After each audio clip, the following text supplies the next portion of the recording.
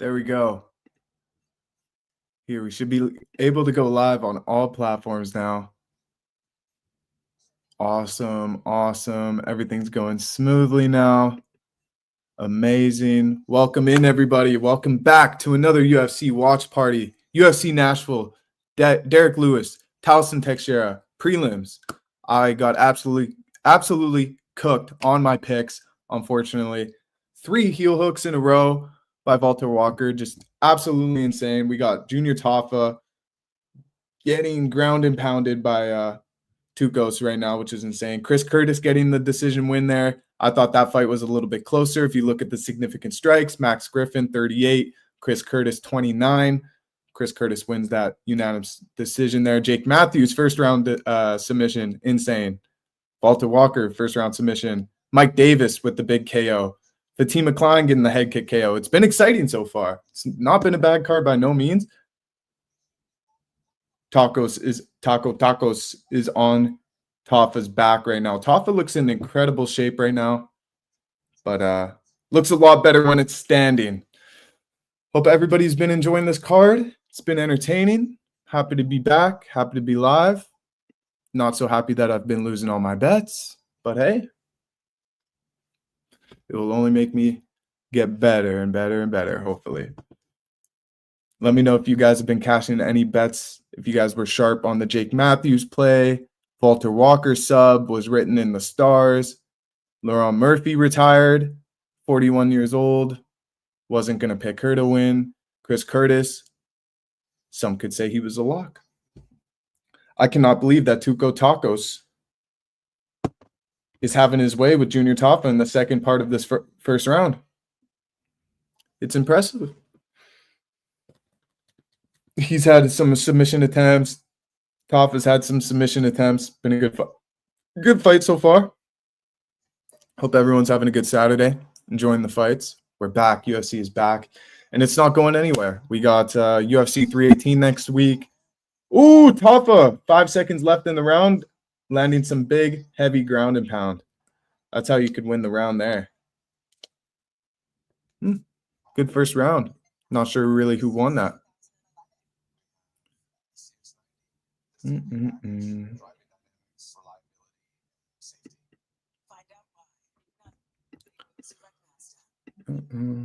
I hope I'm live on Millions. I'm not seeing anything on there.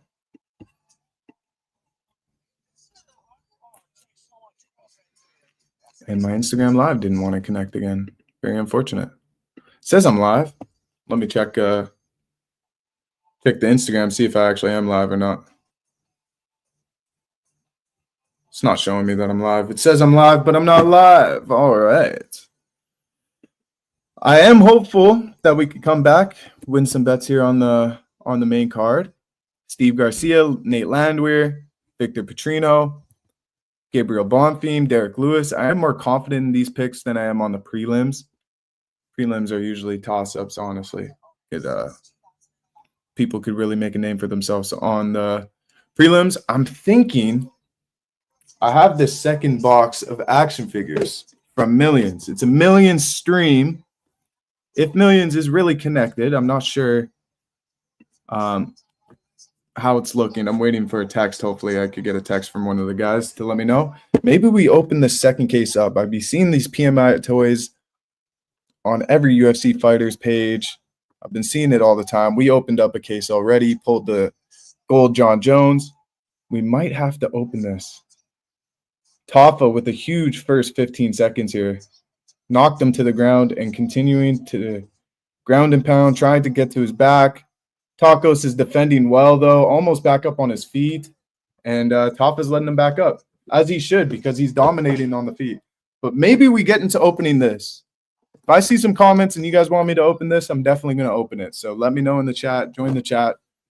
And we could get into those. Hopefully pull something cool, something rare. I know the Charles Oliveira gold one is very rare, so it'd be cool to open that up and see what we got.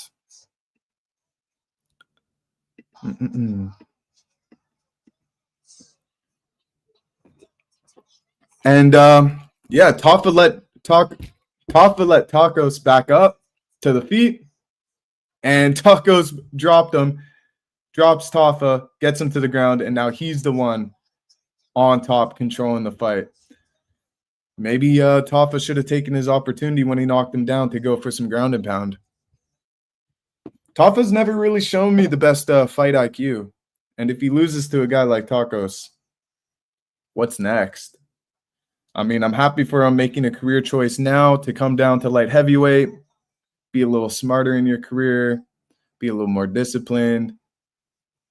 He looks in incredible shape. I'm used to him being on the ground and just the fight being over for the rest of that round, but he looks like he's putting in the effort to get back up to his feet. He's just having a hard time right now. Grueling pressure from Tacos. Grueling. Don't use that word often. We're live on Kick X. It says Instagram, but I don't believe it. Kick X, YouTube, millions. So shout out to all those platforms. Shout out to everybody joining in. Let me know if you guys have cashed any bets tonight. Walter Walker sub is just, I can't believe I missed out on that. I cannot believe I missed out on that. Shout out to Hayden. Hayden Talks IF. He was on my insider betting show on Thursday, and he called the Walter Walker sub. He called Jake Matthews. Never go against your homies, man. Never go against your friends, especially when it comes to gambling. You want to bet together, win together, lose together, and I'm just losing. I'm losing. I'm on the losing side right now. But still a lot of fights to go. 6 fights in total. This Tafa fight looks like it's just going to be Tacos taking him down and controlling the fight on top. Seems like his only route to victory right now. He doesn't have a chance on the stand-up. But we'll see. Could be mistaken. I'm really excited to see Vitor Petrino, see how he looks at heavyweight in the weigh-ins. Mans looks massive compared to Austin Lane, who is a massive human being himself. He's a former NFL D lineman. This guy is no joke. Similar reach. Should be an exciting matchup. Austin Lane's kind of has his career up in the air right now. He gets handed all these big up-and-coming stars and prospects, and he's kind of like the gatekeeper for the heavyweight division. I hope he doesn't lose his contract with the UFC if he takes a loss to Vitor Petrino. Oh! Doesn't have the angle, but he's in on a rear naked choke on Tafa right now. But he's not on his back. He's kind of on side control here.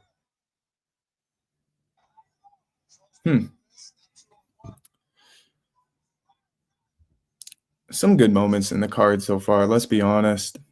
There's been some moments. It's not the card of the year yet, but Chris Curtis, great performance. Jake Matthews, Walter Walker, Mike Davis, Fatima Klein. It's been good. It's been good. Only 1 decision so far. 2 decisions so far. But a lot's going on in the month of July for the UFC. Oh, he's in on another choke here. Is this an arm triangle choke? He taps. Tafa taps. Tafa lost. What's next for Tafa? What is next for Tafa? Do they cut Tafa? They wouldn't. The UFC wouldn't cut Tafa, right? He's opening up the main card on a fight night. This would mean that now Tafa's like a prelim fighter on fight nights. Throw him on a Vegas card. If he doesn't win on a prelim Vegas card, then might be the end for Junior Tafa. Wow. Didn't expect that. I am just losing all of my picks. God damn, bro. Golly. I'm really just missing every single bet. This is crazy. I had Tafa winning. Did not think that Tuco Tacos would have been able to double leg, take him down against the cage, dominate on top, and get in the choke. Ay, caramba. You know, not my hottest week on picks, guys. Not my hottest week on picks here. Yeesh. That sucks for Junior Taffa. Like, I have no idea what's next for him. Just looking at, he's still young, you know, he's 24, but just got submitted by Volta Walker. Yeesh. I have no idea what's next for him. Brandon Allen's in the corner of Tacos, just pumped up. Did not know that he was teammates with Tacos, but pretty cool. I'm excited to see Brandon Allen versus Marvin Vettori. He's facing Marvin Vettori. That's going to be a great matchup. That's on UFC 318, I believe, which is next week. So I'm going to have to look into that one, really break it down. But initial read, I'd probably pick Brandon Allen over Vettori.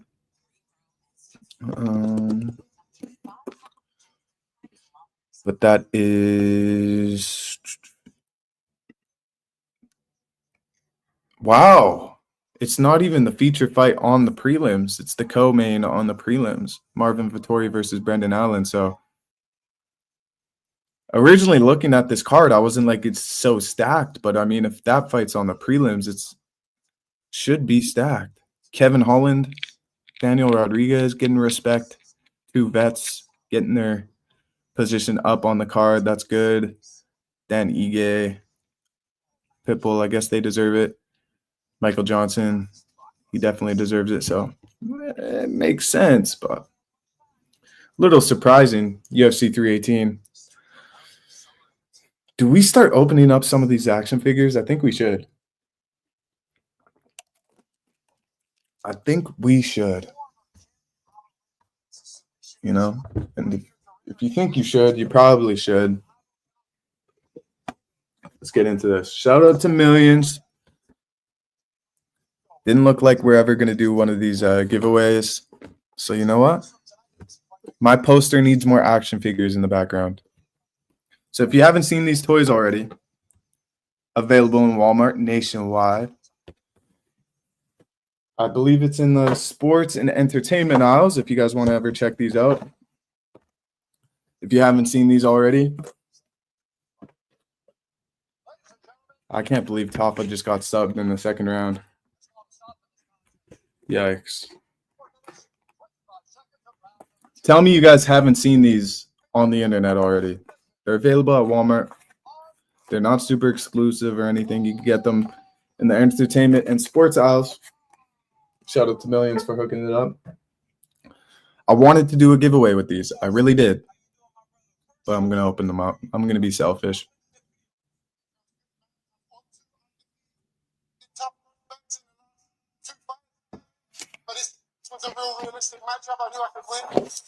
Twist off like that. My shoulder or some shit. He hits hard. He rocked me a couple times, caught me back. But I just stuck to that back no road. I'm gonna open one after every fight. Yeah, thank you to my team, man. The wrestling was very important. Let's take a look up here. Ooh. The assassin, baby. Brandon Moreno. Got some little kicks. My shoulder, I don't know what happened, but I heard Brandon Allen in my corner. He said, you got it. So I just trusted him. I kept squeezing. I heard him start to gargle. Well, that was a tremendous performance. Congratulations. Me in London, man. I want to do UK parts. I'm not real London on the UFC. Put me there. I'll bring the real hooligans out. And then the rest has stickers and cards, and I'm just going to leave that for now. I don't want to have too many packages open all around. So, exciting first pull. Brandon Moreno. Pretty cool.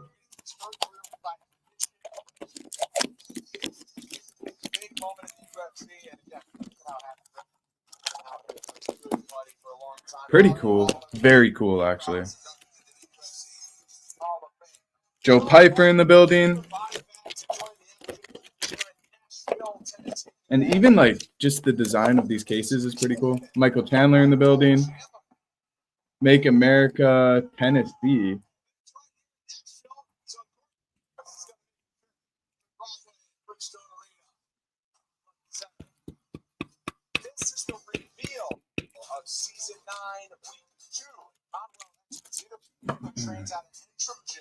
Very cool stuff, though. I'm gonna put that back on my.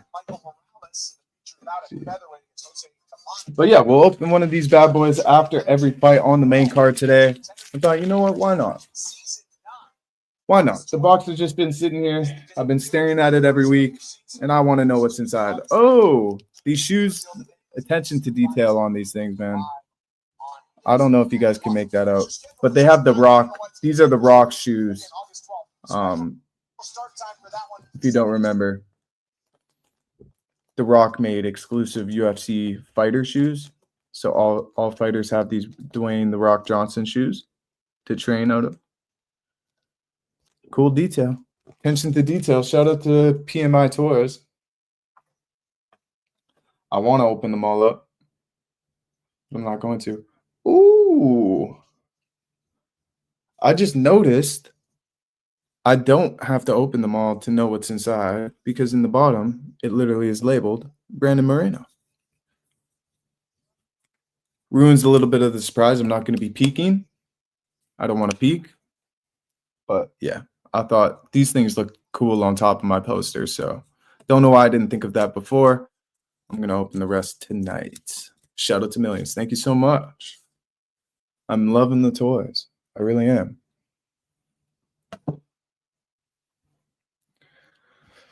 Let me know if you guys could hear this fan. It is getting hot in my city, man. It is getting hot. See if my audio levels are spiking here. They're not. We should be good.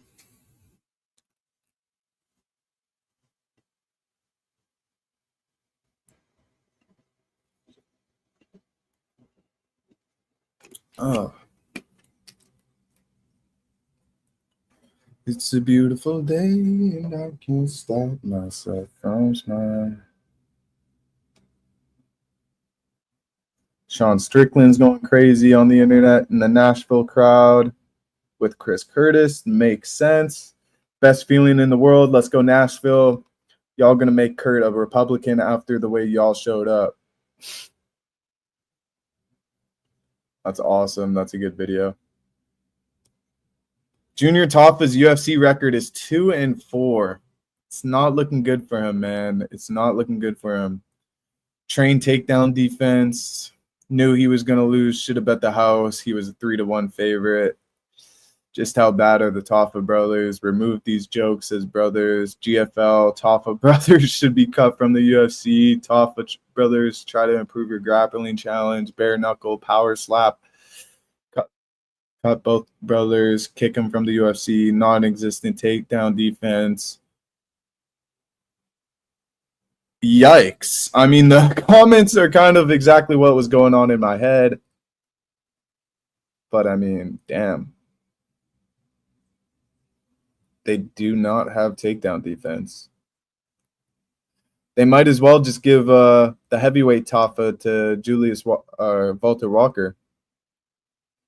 They might as well then let Walter Walker submit him, get his 4th heel hook submission in a row, set UFC history because the most submissions in a row in UFC career is 3. So interesting, but could be it for Junior Tafa. Unfortunately, it's just, yeah, I don't know. That's unfortunate. Literally every pick almost I've lost except for the big minus 1,200 favorite and Mike Davis knockout, which was a huge favorite as well. Not doing good this week, guys. I'm not doing good. Almost makes me want to go against my picks right now. Pick some underdogs. Pick Austin Lane. Pick Nate. I was already going to pick Nate, but pick Nate. Pick Calvin Cater. Pick Steven Thompson.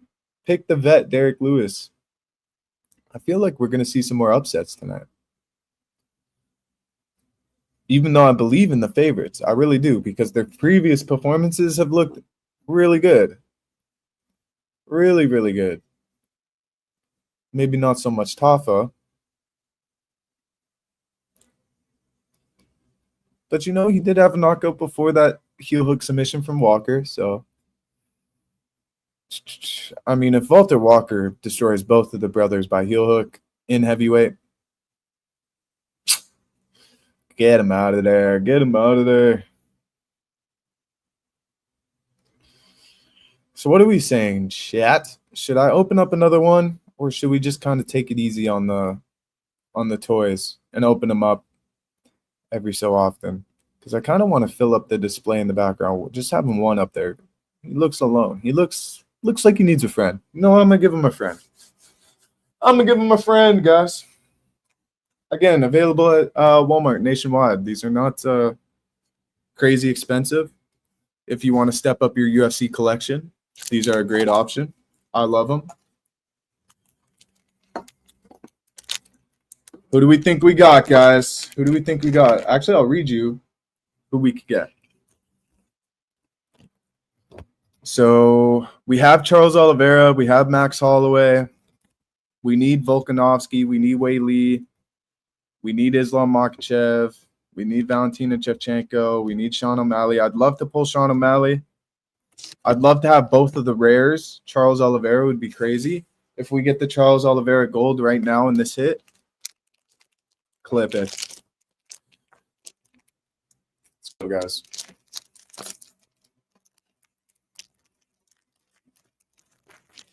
Who are we looking at here? Islam Makhachev, pound for pound number 2.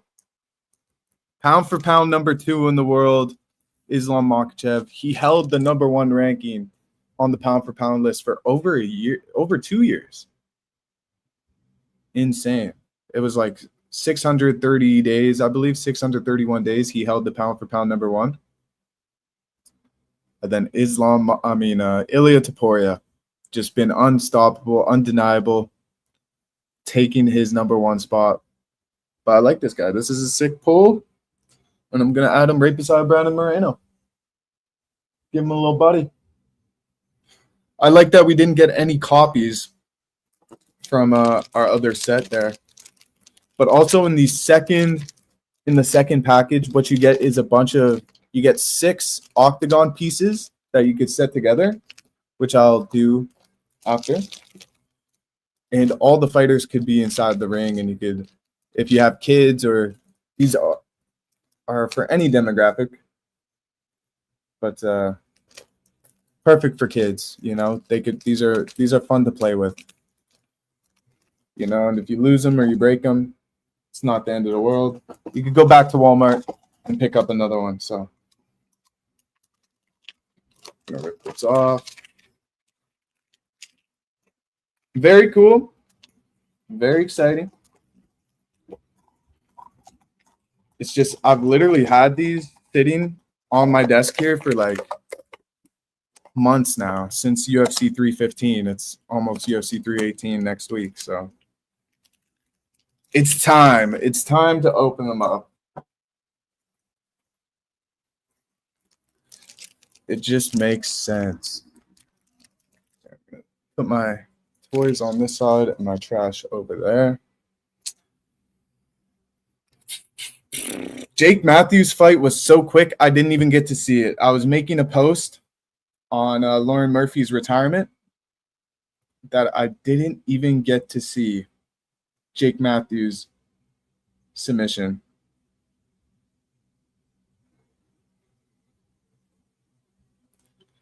It's a beautiful day and I can't stop myself from smiling.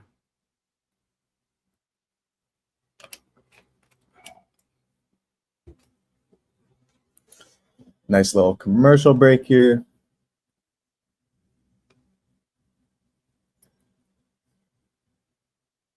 Exciting card, though. I'd love to be at this card right now. Perhaps we don't have anybody at this card right now, actually, now that I'm thinking about it. Hopefully, I'll head out to one of these next upcoming cards here. Should be fun. UFC 318 next week. Would be a exciting vlog to go see Dustin Poirier's last fight in the UFC. Bittersweet. Put up an absolute freaking war against Islam Makhachev. Fun fact about DP, he's never lost 2 fights in a row in his UFC career, so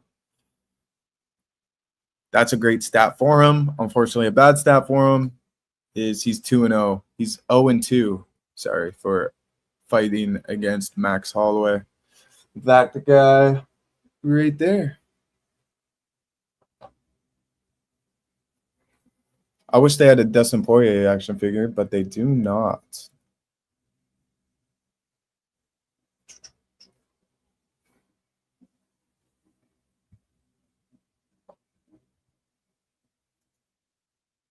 Jones looks like he's about to take a dip or a dive.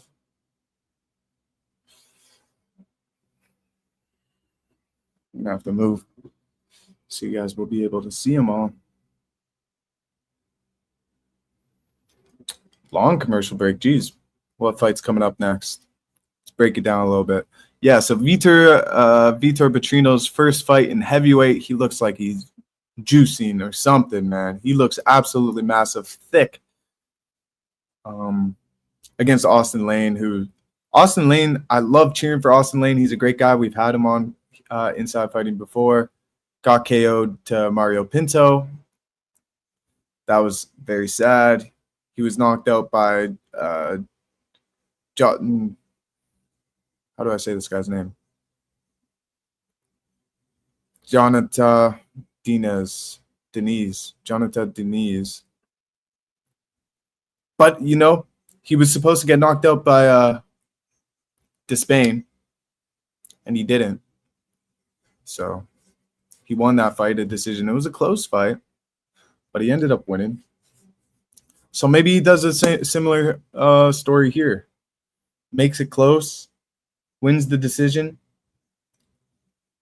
I just hope he's not walking forward with his hands down, because that's what gets him knocked out. But yeah, he played for the, let's see, finished 12 out of 13 wins, 11 knockouts.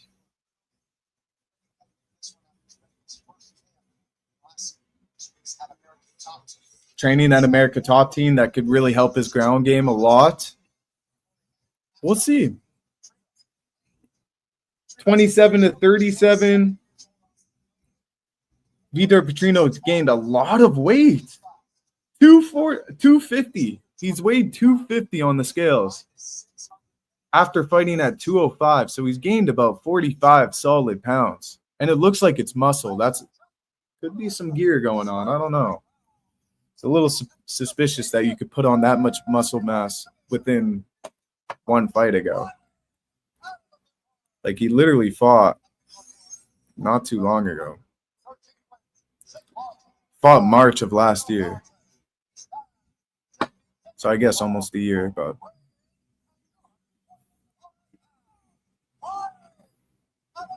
little suspicious.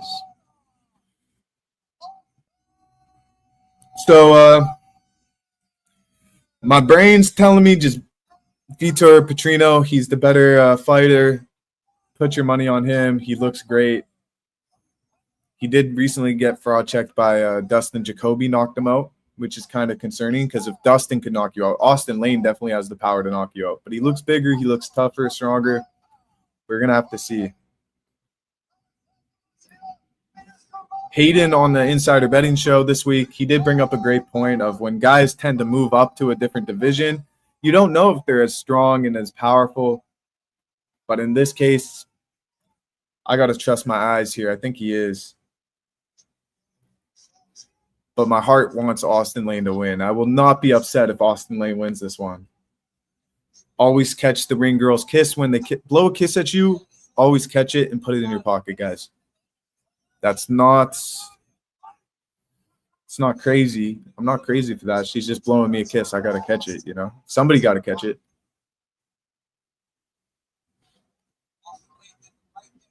Here, I turn on my volume a little bit.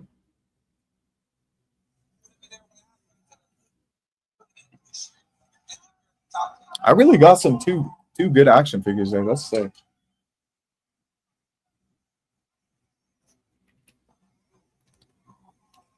Let's go, Austin Lane. I'm cheering for Austin Lane, even though I picked Vitor Petrino. Let's go.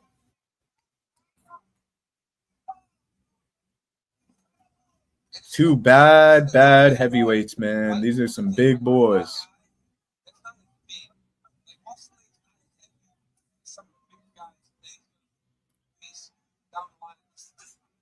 So DC's kind of being like, Austin Lane doesn't weigh enough for heavyweight. He's a little too small. Dude is literally taller than this guy.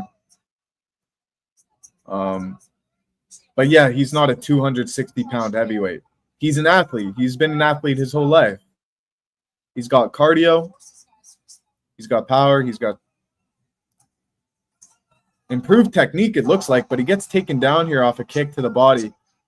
Vitor caught his kick, takes him down in the center of the octagon. I forgot to go live on TikTok. Let me do that right now.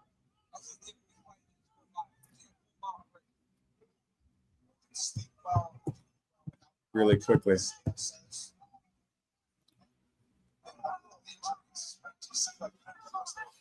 What's up? TikTok Live.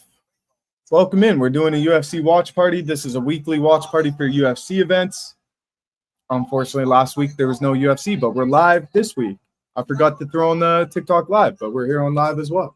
We're live on YouTube, Kick, X, Instagram, and now TikTok. I totally forgot about you guys. We're watching Vitor Petrino versus Austin Lane, and we're also opening these toys from PMI and Millions, available in Walmart nationwide. We pulled Islam Makhachev and Brandon Moreno so far. We're going to open up one of these after every fight on the main card here. I've been absolutely horrible with my picks tonight. I am so sorry to anybody who is betting following my pick show. Junior Toffa let me down. I didn't think Walter Walker was going to get the heel hook submission, although I should have.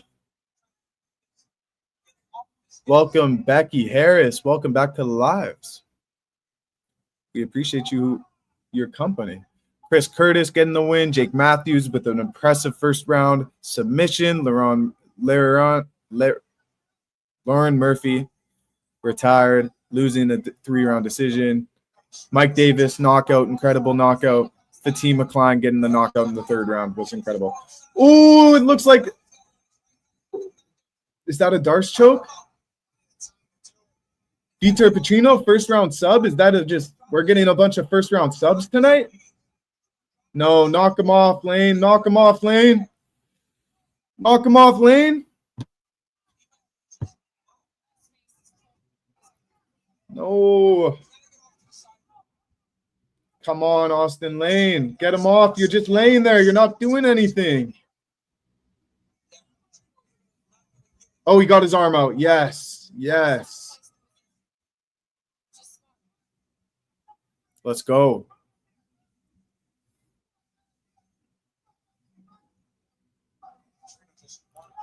Let's go. Oh, great ground and pound. He pops up Vitor Petrino. Postures up. Oh, and Austin Lane's trying to get out. Gives him his back. Gives him his back. Oh, it might be a rear naked choke in the 1st round here. It's on his chin. It's on his chin. It's under his chin. It's not under his chin. It's still over his chin right now, so he should be safe. What I'd do is just pull his locks. He's got long hair. I don't know if you're allowed to do that or not, but I'd literally pull his head back. Yeah, it's under the chin now. It's under the chin. He tapped. He tapped. He tapped. He tapped. I mean, great. I want to see new prospects in heavyweight. That's a great 1st round finish. Vitor Petrino, great job. Congratulations, everyone. But now Austin Lane, bro. Is this it? Is this it for Austin Lane? It's so hard, bro. It's so hard because, like, this is his life. You know, this is his job. And I don't know if he's going to have a job in the UFC anymore after this fight. And it's just, it sucks because he gets all these hard prospects. Tough loss. The guy was 40 pounds heavier. He was like 30 pounds heavier than Austin Lane.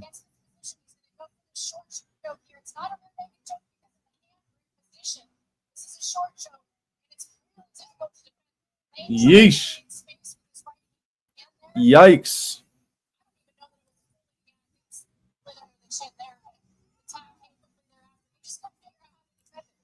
Man, we might be seeing some fighters removed after this UFC event. Junior Taffa, Austin Lane, Lauren Murphy retired. Damn, bro. Exciting because Vitor Petrino, I'd like to see him go up against, what's that guy's name? Waldo Cortez Acosta. I'd like him to go up against him next. If you guys know Waldo Cortez, on his Tapology right now, read out his last few wins. Oh, he's actually booked to fight Sergey Pavlovich, so he's actually getting a huge step up in competition. Sorry, Vitor Petrino, but you're not going to get him anytime soon. Maybe he gets the polar bear, Spivak. That could be a good fight for Vitor Petrino. Thank you for the like, Luke Khan. Appreciate you, my brother. Or maybe even Ryan Spann's a good matchup for him. It would put Ryan Spann back into the mix. Heavyweight. We're seeing some new contenders. We're seeing some stuff happening in the heavyweight division, finally. You know, John Jones is gone. Actually, he's not gone because he only retired for 2 weeks. And now he's training to fight on the White House card, which is actually a fantastic move if you think about it. That card's going to be happening next year. And Tom Aspinall is going to fight at least 2 fights by that time. So, you know, Tom Aspinall is not promised to have the belt still. And, you know, he doesn't have to fight him when he's at his best. Kind of a smart move by John Jones. You hate it, but kind of is a smart move. Austin Lane, I feel so bad for this guy. I need him to have more moments, man. I wish he was having more moments. But again, good job for Vitor Petrino. Bouncing back from Dustin Jacoby. Moving up a division. Getting the first round submission. Pretty fantastic. Canadian Mario, what's good? Boozy Broke Ass, what's up? We're watching UFC Nashville right now, main card. Losing a lot of bets, losing a lot of money as usual, unfortunately. I'm betting with a lot of this. I need to be betting with this. Can I get you a fight? In the UFC, probably not, brother. But what I'd say is if you're looking for fights, just stay consistent in the gym, you know, until you're undeniable. And people will start to see you. I wrestled in high school. Hell yeah, bro. You probably got some great strength, great technique. I'm assuming you're still young, so just fight amateur if you are fighting. Don't rush to go pro if that's your big goal. Don't let anybody tell you no. Just continue following your path, your journey. 20 years old, so you don't need to push and fight a pro fight anytime soon. Stay amateur as long as you can. If you have a bad record in amateur, if you go 0-10 in amateur, once you go to make your pro debut, that whole record gets swiped away, so you become an 0-0 fighter again. 6'2", 175. I'd recommend just boxing people around your size, maybe taking some 205ers, some 200 guys, see how you handle yourself with headgear, obviously. Yeah, so don't even rush into it, bro. Just take your time training, perfect your craft, and your time will come. Your journey will work itself out, man. Never rush the process with these kind of things. We have people come in and tell me they're 15 years old and wanting to fight 225 guys in their gym, and fighting's not about ego, bro. It's about learning, being a student first, and eventually your talent and your hard work will pay off. And yeah, you'll accomplish any goals you put yourself to put ahead of yourself if you just stay consistent, manifest them, work towards it constantly. Don't let anybody get in your way of it. But you want to be smart. You know, it's not risk when it's fighting. You don't want to risk brain health, You don't want to risk concussions. You don't want to risk these things. I played football. I'm not a fighter myself, but I played football for 8 years. And I would train too hard. I would overtrain too hard. I would run 8 miles a day. I'd go to the gym. I'd come back. I'd go to a speed training workout. I'd do a pool session. And I ruptured my Achilles. And now I can't play at the level I was playing at or anywhere close. So it's unfortunate. My whole life was football. Your whole life right now is boxing and fighting. You don't want to lose that, I'm telling you, because finding something else is really hard. Luckily for me, I have a lot of creative friends. I did videography, photography, networked a bunch in Canada, made a name for myself doing that. Wasn't paying the bills, did door-to-door sales for 2 years, learned a lot of public speaking with that. And yeah, then fell into this. Great opportunity for me. I love UFC. I love talking about UFC. I love motivating fighters. I love motivating myself. Yeah, bro. Just follow that reason why. You know, you got a reason why you go to the gym every day. You have a reason why you want to take a fight, a reason why you want to be successful. So just follow that reason why. Trust God, follow God, and become undeniable, my friend. Become undeniable. Yeah, we're just watching UFC Nashville right now. I was dominating the state champ practice. That's what it's about. That's what it's about, bro. Those little confident boosters are huge. But, you know, it's not about ego in fighting. You know? The worst kind of fighters are those fighters who have a huge ego. I beat this guy, I beat that guy. That will quickly go to your head if you're not careful, you know? So remain humble and still be able to learn from that guy. You know, he's state champ for a reason. Even though if you could beat him in practice, he's still that guy. So, like Hamzat, Hamzat versus DDP is coming up sooner than we think. It's only a month away. It's literally a month away from right now. These guys are preparing for the fight of their lives. DDP is a hard guy to take down. Hamzat, he's very persistent in his first round takedown submission attempts, but I'm going to probably ride DDP if he's an underdog in that one. Just he's becoming undeniable. You look at his wins, performance of the night bonus, performance of the night bonus, performance of the night bonus. You look at Hamzat, 2 fights in the last 5 years. I think it's like literally 2 fights in the last 3 years or something like that. And it's a catchweight fight with Kamaru Usman and a catchweight fight with Gilbert Burns on short notice. It just doesn't live up to the hype. So DDP's been living up to the hype. What's up, Hayden? My guy's crushing his picks. I am losing all my picks. Junior Taffa's getting cut from the UFC. Austin Lane's going to get cut from the UFC. Just Jake Matthews with an incredible performance. Didn't expect that. Walker with another first-round submission. Holy shit.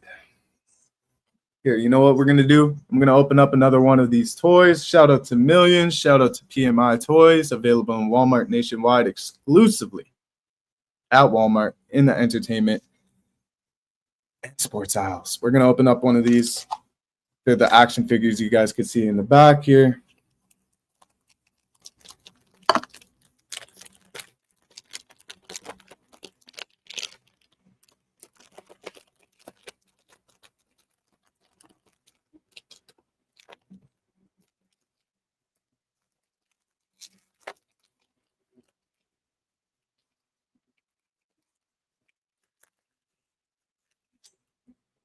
Who is this? Who is it? Who is it? It's Valentina Shevchenko, the GOAT. The GOAT. I actually bet her to beat Benoit Thoreau, I believe her name is, in UFC Montreal, which she did as an underdog. She lost the first 2 rounds, winning the last 3 rounds, the championship rounds, the rounds that matter. Shout out Valentina Shevchenko. Shout out to Millions. Shout out to PMI Toys. They're great toys. You know, if you lose them, if your dog eats them, if your kid throws them away and you lose them, you can go back to Walmart and pick up another case. They also come with 6 octagon pieces that you could put together and play with the toys inside the octagon ring. It's pretty cool. And if you're just a UFC fan, it looks cool as a collector toy as well. It's definitely cool to have in my background setup. So adds to the vibe, the aesthetic, and it comes in this punching bag kind of container. And if you want to ruin the surprise, it tells you the fighter on the bottom. But also kind of convenient if I want to store them back in their container. I know exactly which fighter's which when I pull them out. I'm like, oh, that's Valentina Shevchenko. So you don't have to label it or anything. Very smart, very clean, very good product from Millions and PMI Toys. So available in Walmart if you guys want to pick these up. You may have seen UFC fighters and other athletes be promoting these toys. It's because they're sick, okay? It's because they're pretty sick. So check these out if you can. If you have a Walmart near you and you want some UFC memorabilia, you could say.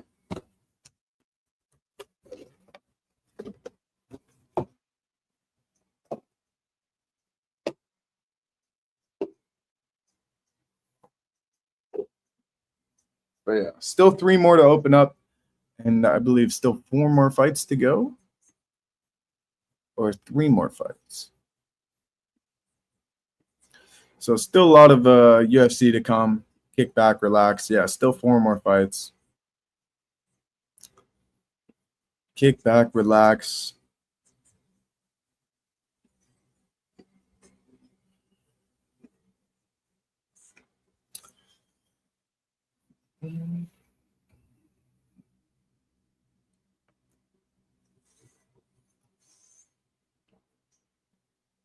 Really excited for Derrick Lewis and Tallison Teixeira. I'm underestimating Tallison Teixeira, I think. 100% finish rate. Like, that is not to be played with. But they're giving him the best heavyweight finisher in UFC history. You could say maybe arguably Tom Aspinall, but Derrick Lewis has the most knockouts. So, like, what could you say about that? Not much.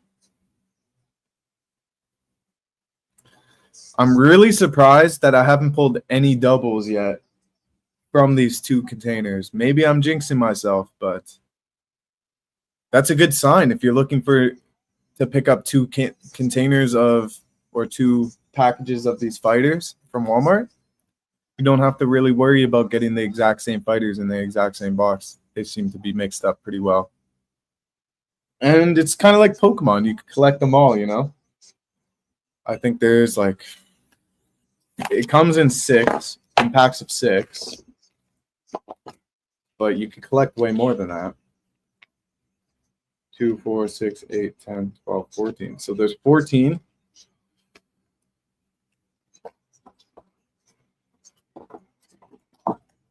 So I have 12 of these things. There's 14 to collect. And there's 2 rare ones. John Jones and a Charles Oliveira. I don't think I'm going to get the Charles Oliveira gold, but it would be absolutely insane if I did. It's one of the hardest ones to pull.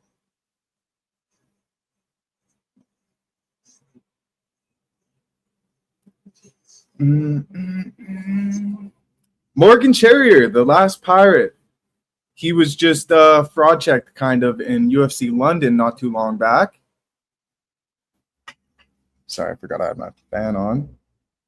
But yeah, Morgan Charrier got kind of fraud checked by Nathaniel Wood. In London, he has to put the pressure on. He has to punch first. He has to engage first. Because if Nathaniel Wood is constantly throwing pressure on you, bombs, he's been in wars before. He's fought back from adversity in his hometown. Nathaniel Wood is not somebody you just want to stay on the back foot against, which he was doing against Nathaniel Wood. I think he knows the position he's in. He has to get a win here. But so does Nathaniel the Train Wood. I mean, Nathaniel Wood won against him in London. Nate Landwehr has to get the win tonight in his hometown, in his home crowd. Morgan Charrier going up against 2 home crowd guys back to back. He's from Paris, you know. He has to come over to the US for this one. He's going to have to deal with a bit of time change. What's that called? Not Virgo. But he's going to have to deal with the time change a little bit, see if that affects him. See if he's acclimated to the time zone here. Nailed it. But we'll see. I love Nate Landwehr, man. He is so entertaining. I picked him as my first underdog pick on this card. I just want one of my picks to hit, man. Just one. I don't ask for too much. I really don't. Let's just get one pick here, right? Like, just one. Just one.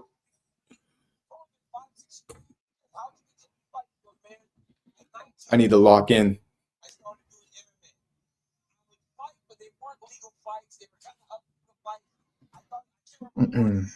Isaac Baron. Welcome, bro. TikTok Live is pretty cool. You know, I don't see too many people active. I don't see a Twitter chat. I don't see that. I don't see a YouTube chat. Kick's been lame. I don't stream often enough on Kick. But, you know, I'm looking at studios right now. I want to stream more often and just work and stream as I run Inside Fighting. But we'll see what happens in the future. We'll see. Baby steps right now. Nate Landwehr looks locked in. He always does. He looks pissed off. He looks ready. This is his home crowd. This could be one of those moments. If you don't know now, you know moments. I'm excited. Not on the edge of my seat excited, but I definitely am excited for this fight. I don't think this one goes a full 15 minutes, if I'm being completely real.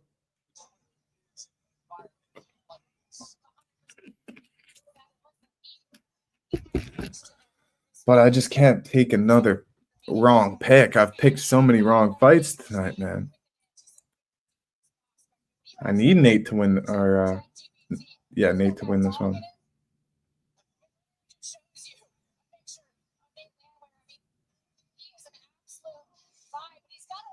He is a vibe. He is a vibe, Lauren. 7th highest significant strike rate in UFC history. Featherweight history. 9 wins by knockout. Former M1 global featherweight champion. I'm confident.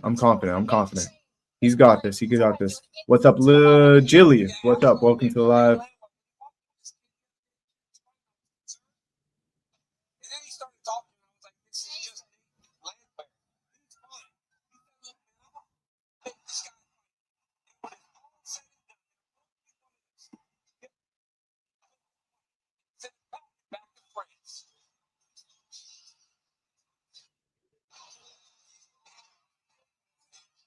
Welcome back.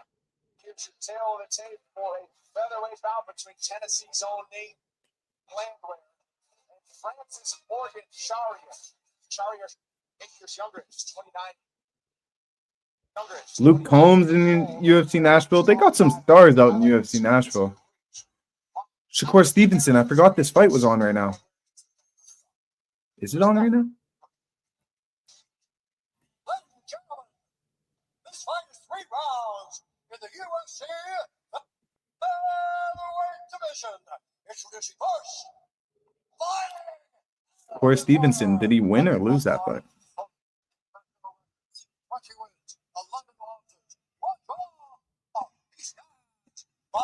Let me know in the chat if you know if Shakur Stevenson won his boxing fight tonight. I'd love to know.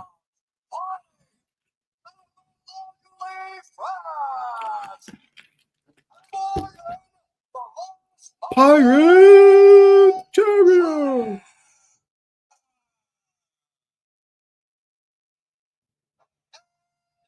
UFC Nashville is packed up. It is full. It is loud. They're turning up for Nate. 4-1 as a UFC dog. That is incredible. That's an incredible stat. He's a dog right now, so it's a great stat in his favor.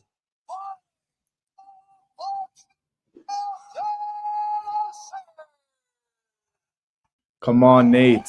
I'm cheering for Nate. I think the pressure, the persistence of his stand-up is just going to hurt Morgan. I don't know where Morgan wins this fight. He's going to have to counter-strike and knock out Nate Landwehr, I think. We'll see. That's my predict. Oh, did she blow me? She didn't blow me a kiss. I can't catch anything. Usually when the ring girl blows a kiss, I catch it, but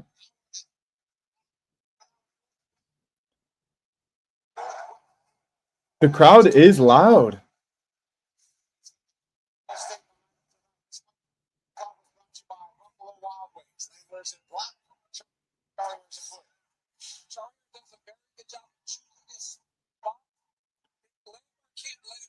Teixeira does look sharp right now, landing the leg kick.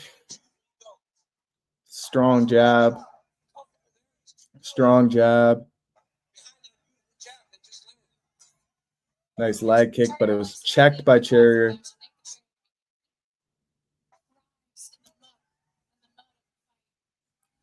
It looks like Teixeira's trying to get some respect on the distance early, so Nate Landwehr is not coming in and shooting crazy heavy shots.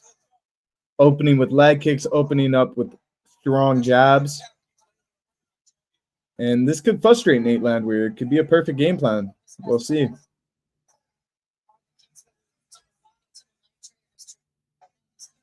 We will see.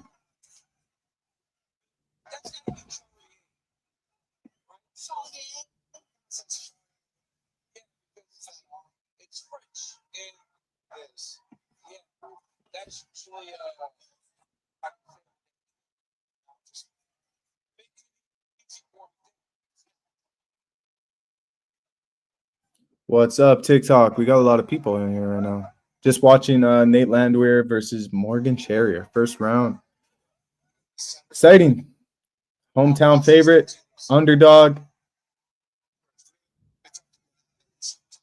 I believe. Nice.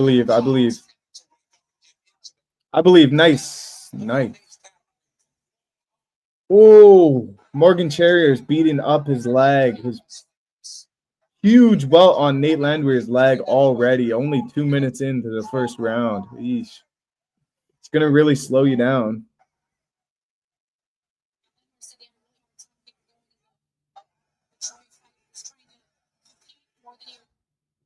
Come on, Nate. Don't let him kick you. Don't let him kick you, bro. Oh, Morgan Teixeira with a huge left hand. Huge. Slick shot.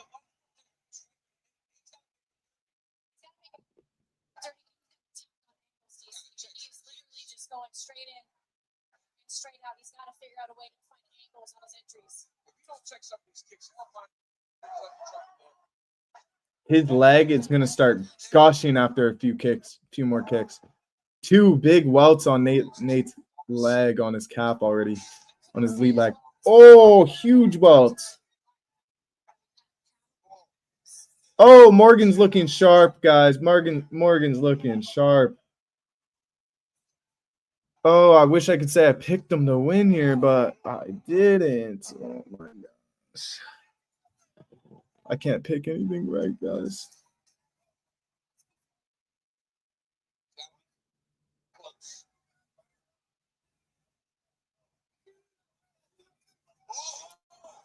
Nate, let's go! Knocks him back against the cage. Oh, lands another one. Come on, Nate. That's what you need. Those big moments. I predicted in the show. He's going to have the bigger moments. He's going to look a little less technical, but he's going to continue his pressure. Oh, Morgan Teixeira got a perfect clean double leg takedown. But Nate's up. Nate's up. Oh, and he's back down. He still has a wizard in, though. Which he's back up on his feet again. Let's go, Nate. Let's go. Back on his feet. That was beautiful. Morgan's just consistent on this takedown attempt. back to the ground, lands another takedown, but oh, actually, he is getting to his back now. Nice. He's back on his feet. He's back on his feet. Nate's back on his feet. Come on, Nate. Come on.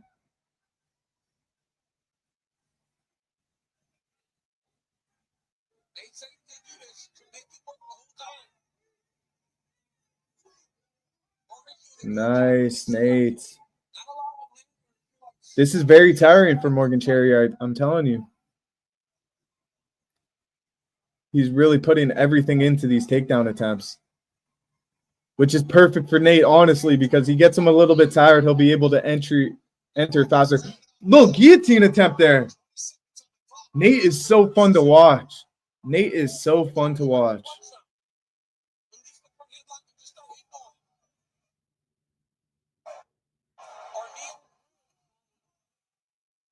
DC, shut up.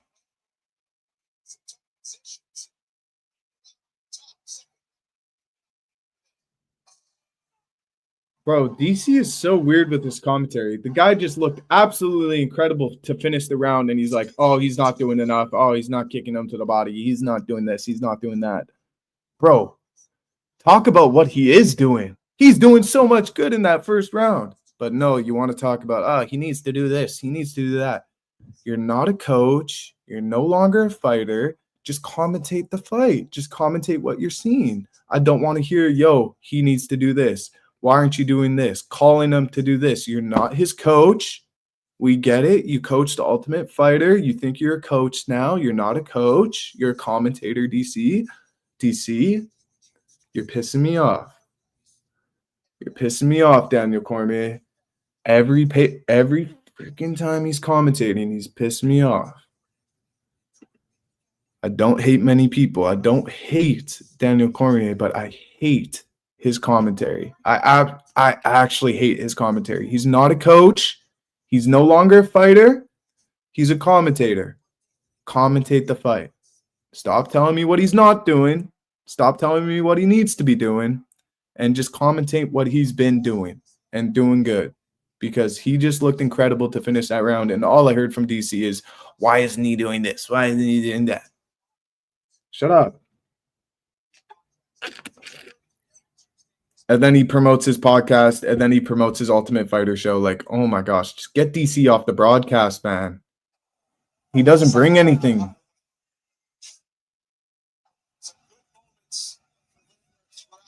Some great moments from Nate Landwehr in the first. But apparently not enough. Not enough for DC. Cherrier looks more tired in the second round. He looks more tired. We got Nate Landwehr going for a takedown attempt now. Doesn't get it. But now he's piecing him up on the feet. Nice body shot from Cherrier. Answered with an uppercut, though. Great fight. This is a great fight. Ooh. They're throwing. They're throwing.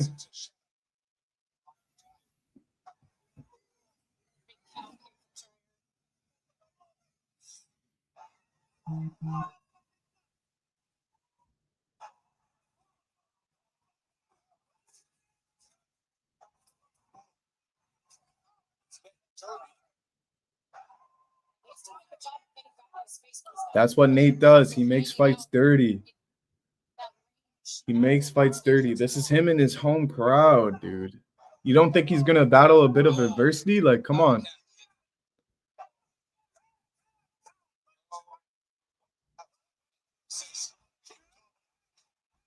Why'd the ref pull them aside there? That is so stupid. Why'd the ref call a timeout? That was stupid. That was a horrible timeout by the ref.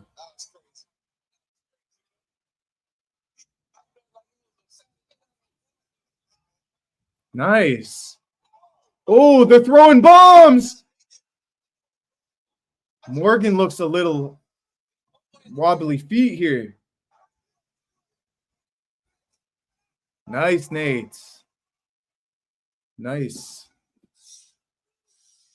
Oh my gosh. Nate's up 29 headshots to 12. And DC somehow still just glazing Morgan Charrier for no reason. I don't get it, DC.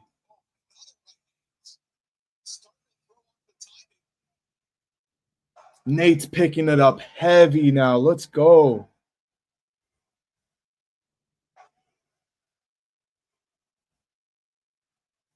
Let's go, Nate. So entertaining. Compare this fight to Amanda Serrano versus Katie Taylor 3, and you're just like, you understand why UFC is the most entertaining sport or fighting sport in the world. MMA is just where it's at.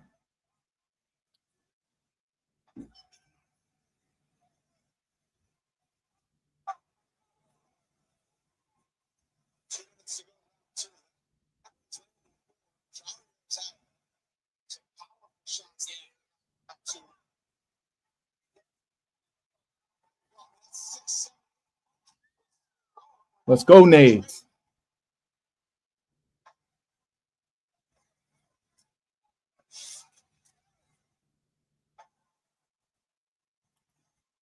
Let's go, Nate.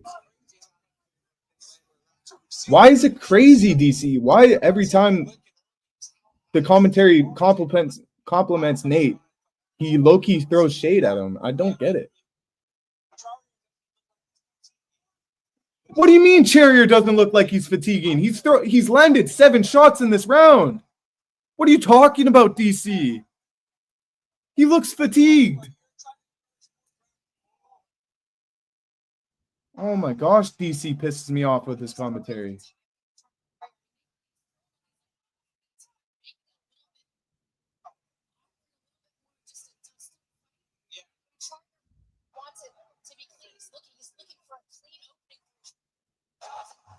Nice. Get him up against the fence.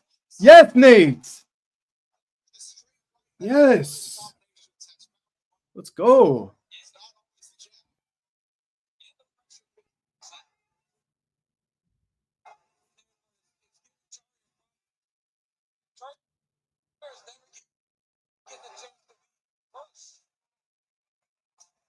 Nice head kick. It was blocked, but still mixing it up. Nice jab. Nate Landwehr just took the live betting odds. Let's go. He's dominating the second round. DC could say that Morgan Charrier doesn't look fatigued, but he definitely is fatigued, man. Dude, every time Charrier lands a shot, it's from DC. But when Nate lands, it's nothing. I don't know why he reacts so heavy to one fighter and not the other. It's just so confusing to me.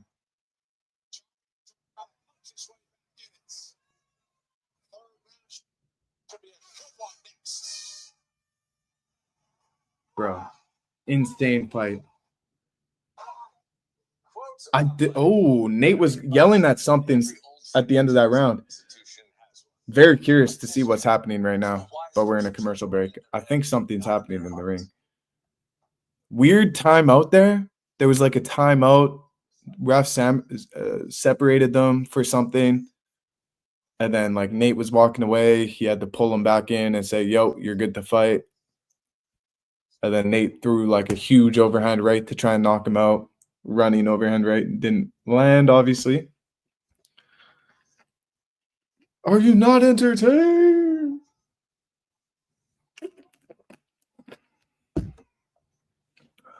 I am very entertained. Get back to the fight. Get back to the fight. I don't care that there's another cooking show. Don't care. I don't care. I don't want Food Network. I want to watch UFC. All right, here we go. Round 3.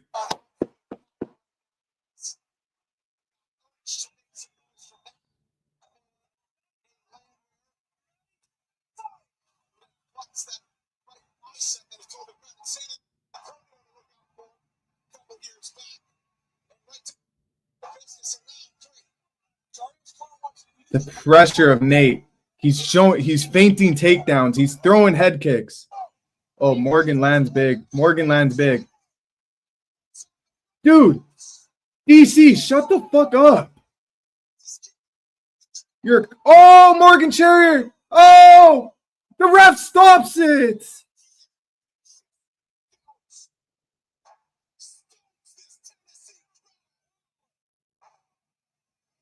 DC when Morgan Charrier finally lands a punch. Oh!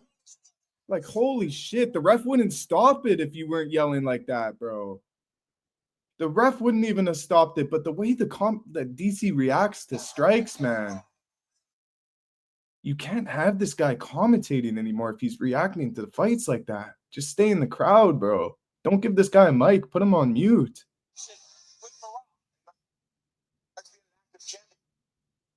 Jeez, man. Jeez Louise. Great win. Great knockout from Morgan Charrier. I'm not taking away from that at all. It was an incredible finish. Incredible finish. It definitely should have been stopped. But just the reaction from DC, man. You're commentating the fight, and all you hear is, oh! Bro. Breathe. You're a commentator, bro. Chill.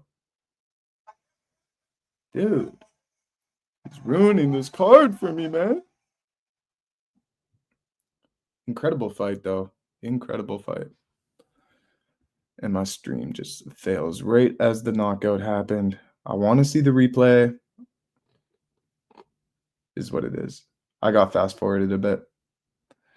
I was behind on my stream. Wow, that was impressive. Wow. Morgan Charrier needed that. He needed that. It was kind of predictable. Nate Landwehr was just coming in straight. Morgan Charrier finally backed off, found his angle that he was kind of trying to figure out his distance throughout the first 2 rounds, and he found it. Heart rate's giving me heartburn. Jeez. Give me my water.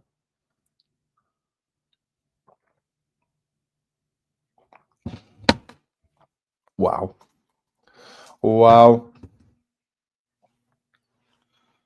You know what that calls for? Another PMI toy opening. Another PMI toy opening. That was fun. I really enjoyed that fight. What a third round, too. He got it done within the first minute of the third round. Open this guy up here. Shout out to Walmart. These toys are available nationwide. Entertainment aisle and sports aisles. They're called UFC Octagon Fighters. If you're trying to find these in your Walmart, they're called UFC Octagon Fighters. You may have seen other UFC fighters or streamers opening these guys up. Here's another one. Here I go. We just pulled Valentina Shevchenko, Islam Makhachev, and Brandon Moreno. So some really good fighters there. We're hoping to get a golden Charles Oliveira. If I get that, would be insane. Or we could just go ahead and pull my GOAT, Sugar Sean O'Malley. What a pull. The GOAT, undefeated, still champ, never lost in his UFC career before. The stats on this guy. I'm surprised he's not pound for pound #1 in the world. Really cool. Even got his bicep tattoos. Float like a butterfly, sting like a bee. Very cool. Very well done figure. See, these things available in Walmart. You don't have to pay crazy amount of money for these guys, for these toys. And it ups your collection, your UFC collection by a lot, I think at least. And we got the Octagon stool here. So this will be really cool when we put together our whole set, the whole Octagon. You can play with these. They're, for everyone. For kids, for adults, for whoever. but we're going to put that right behind us right here. So hopefully we could pull a gold. Charles Oliveira would be absolutely insane. Make sure not to throw this out. And just put it back in here. These also come with stickers and some other things, but I'm not going to open those up. I don't want too much trash out right now.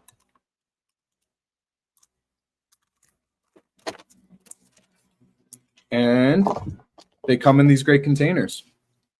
Look like a boxing bag. Lewis, thank you for liking the live. Little punching bags. And then if you don't want to lose them, you can just put them right back in here, and they're already labeled at the bottom. So if you want to ruin the surprise, which I don't want to do. Oh, no, I just heard my poster kind of falling. I'm going to fix that so it doesn't fall, so my fighters don't all fall off.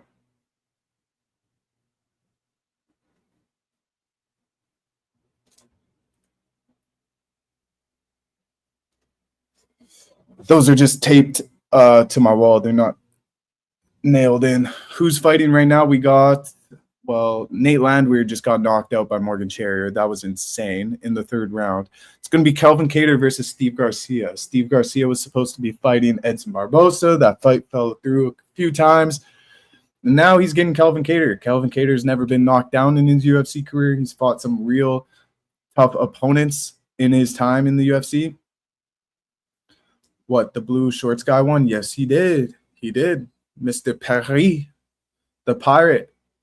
He won, man. He won. He beat Nate Landwehr. He won the first round, lost the second round clearly, and then Nate was just very one-dimensional in the third round, coming out, attacking forward. Morgan cut him off, found the right shot that was looking for the first two rounds, landed, hurt him, continued to finish the fight. It was great. Wow, he looked good at the start, but slowed down heavy. I thought he was going to lose. I honestly thought he was going to lose too. I picked Nate Landwehr to win that one. I've been horrible on my predictions this card.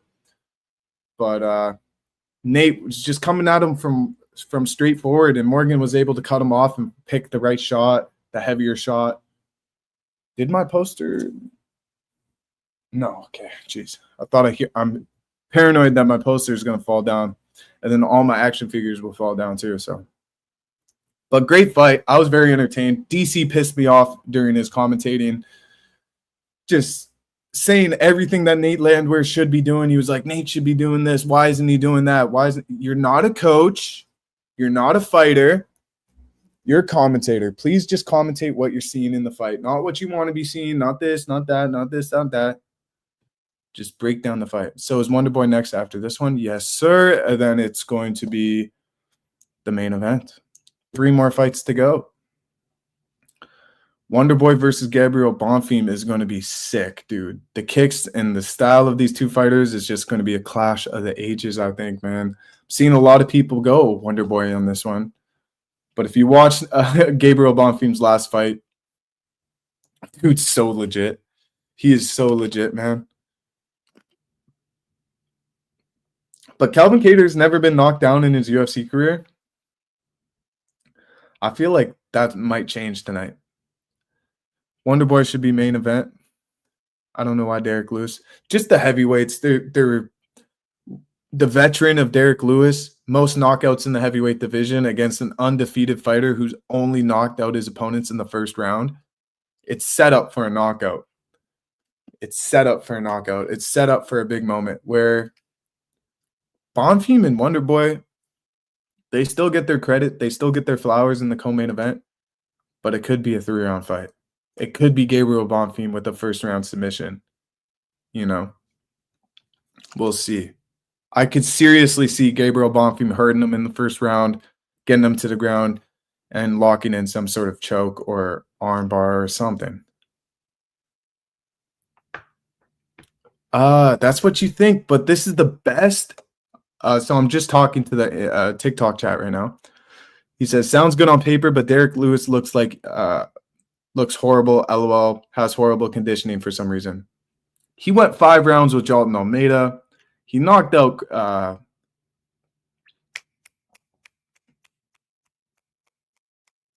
Curtis Blades, recently. He's fought the best of the best. He's still one of those guys. He has the most knockouts in the UFC. He looks like he's in the best shape of his career right now. He's talked in his media leading up to this fight that he's never taken a camp so seriously before.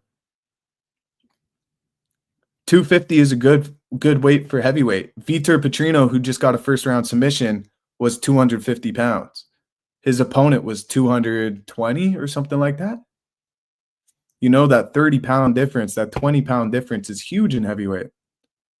It's huge. I don't think he's going to be putting on much more weight, to be honest. It looks like he's extremely dialed in on his diet. I don't think he would the day before his fight start doing cheat meals and stuff. You know, he's probably ate a really good steak and he didn't have to cut weight for this camp, you know. He just got in a great shape. I really believe in Derrick Lewis as an underdog. That's why I'm kind of pushing towards him, but Teixeira is great. He's tall, he's rangy, he has the power, he has all first-round knockouts, but he hasn't really fought anybody. Derrick Lewis has fought everybody. I think he's just disrespected. I also believe that he's from Nashville, so Derrick Lewis in his hometown, right? So it just makes more sense to put him in the main event there. Unless you're going to put Nate Landwehr in the main event, who's also from Nashville, but wouldn't make much sense for that, eh? But been a good card so far, surprisingly. There's been some big moments for some people making names for themselves. It's been great. It's been really good. I feel like Derrick Lewis going to be slept early, to be honest. Not a bad prediction, to be fair. I mean, all of Teixeira's wins come from first-round knockouts, so you could be onto something there. But I'm not going against the Black Beast, bro. I couldn't be me. If Derrick Lewis wins, I don't want to be on the other side of that saying, yo, I was going against Derrick Lewis. Like, kind of like Kamaru Usman. I don't want to go against Kamaru Usman on that fight too. Against Buckley. These guys are proven, man. They fought the best of the best. Yeah, they're a little bit older. Yeah, you might watch when they get in there. Derrick Lewis doesn't need 25 minutes. We'll see. We'll have to see. Garcia versus Cater. Finally on. First round. Just ding, ding, ding.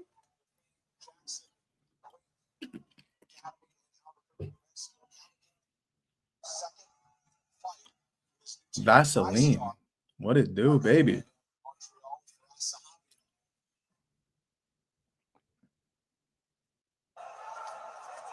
Steve Garcia, let's go. I like Cater, though. I like Cater. He's been in some freaking wars, man. He's fought against some tough competition. He's like 45 now. I think he's 40 or 41, but yeah. I thought Buckley was going to win. I don't know why he wasn't going to after his knees for some reason. I also put $500 on Buckley, bro, so yeah. Yeah, that was a tough one. Donnie Betts, what it do? I believe in Lewis, man. I really do. We'll have to see. If he gets knocked out clean in the first round, it's like, might as well just retire, to be fair. But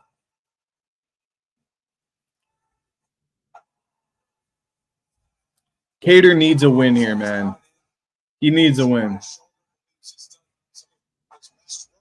I just feel like the kicks from Garcia will separate this fight. The grappling, if he chooses to.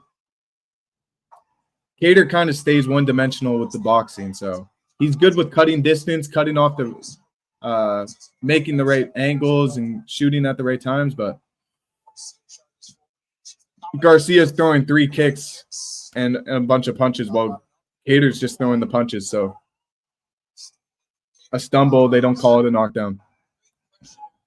You think Wonder Boy going to retire? That's tough. I don't think so. I don't think he's done yet. He also mentioned that he wants to fight on the White House card. So I think a lot of fighters, if they can stick around and they're a little older, they're going to try and stick around until that card's complete so they could try and get on it. And he's not out of this fight by no means. He could still win this fight against Bonfim. He's a sweetheart, man. Everyone loves Wonder Boy. They're not going to be quick to cut him or anything, you know. He doesn't have to fight after this whole fight until the UFC White House card, you know. Unless he wants to win and go for a title shot or something like that, but I don't believe he will. Invite Lacey, man. I love Lacey, man. Lacey's the GOAT. You guys don't know Lacey? He's literally the FaZe leader. The GOAT. The GOAT of FaZe. Shout out FaZe Milo. Shout out FaZe Michael.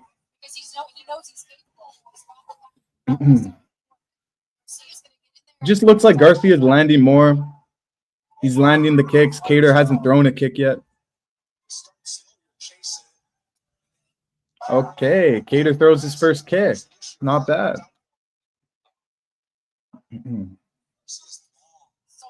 Yeah, Garcia is very long. No homo.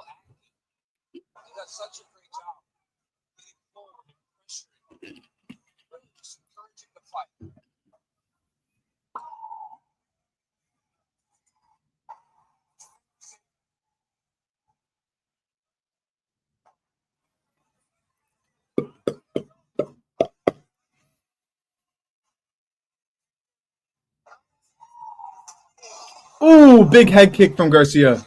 And then ducks right under Cater's overhand right. You can tell he's trained and prepared for Calvin Cater. Even though he was supposed to fight Edson Barbosa, it looks like he's trained to fight a boxer. So he's really good on his defense right now is what I'm trying to say.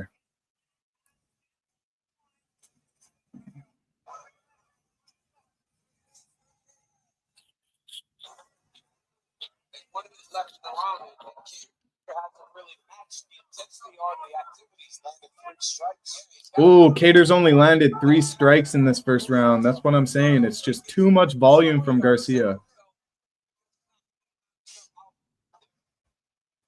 4 strikes to 21 strikes. That is tough. Tough for Calvin Cater fans out there, man.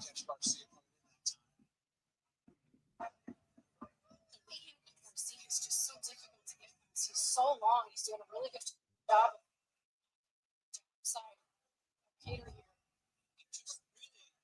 Oh yeah, he's piecing up Cater right now. Cater's already open. He's got a cut open above his nose. Damn.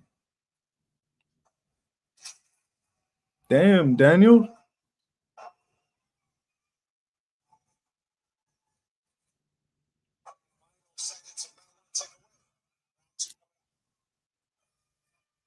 Oof. That's tough for Cater, man. It's not boxing. He needs to go dirty boxing. He needs to go somewhere else, I think. Unfortunate, but I just don't think he's going to last against these top 15 guys anymore. He's too one-dimensional. The output's not there. These guys want it more. These guys are younger. You know, get him a fight in bare knuckle. Get him a fight in dirty boxing. That would be sick. Get him a fight. Don't even throw him in PFL. It's not worth it. He could get a bag somewhere else. But a lot of people, I think, are going to be cut or just removed from the roster. I think Cater might be one of them, unfortunately. I think Tafa's gone. I think Austin Lane's gone. I love these guys, too. It's sad to say, but I just think it's true. Lauren Murphy retired. Mitch Ramirez hasn't done anything recently. He probably will get removed. He lost to Thiago Moses. We'll see. Maybe he sticks around for one more, but Melissa Martinez is probably going to get removed. Yikes. You see more and more fighters from the UFC roster just getting removed. And I think a lot are going to be removed after this card.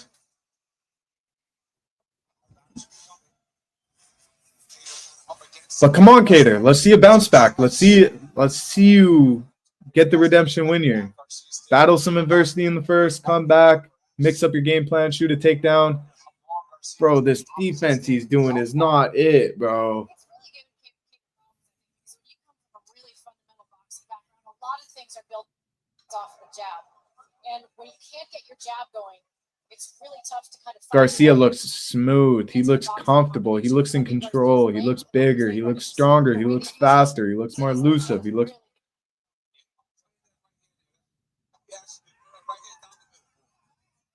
Cater lands one.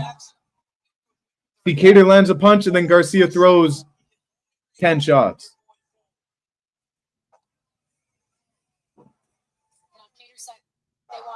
Interesting. Did we see? My prediction is that we're going to see Calvin Kattar get dropped for the first time in his UFC career in this fight. He looks so durable, though.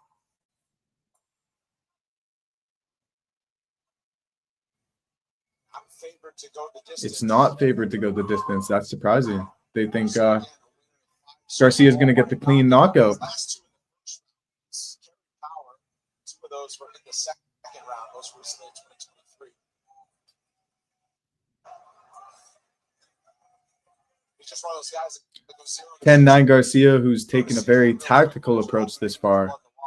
I agree. I should probably tweet something, but I'm live on TikTok.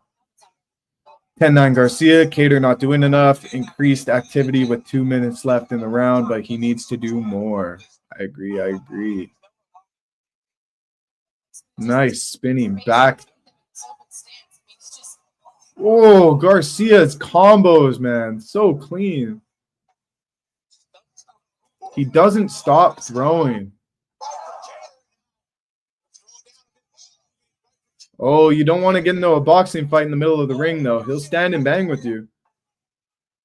You can control the distance and win this fight very cleanly, Garcia. Very easily, very cleanly if you just control that distance. Manage and control that distance.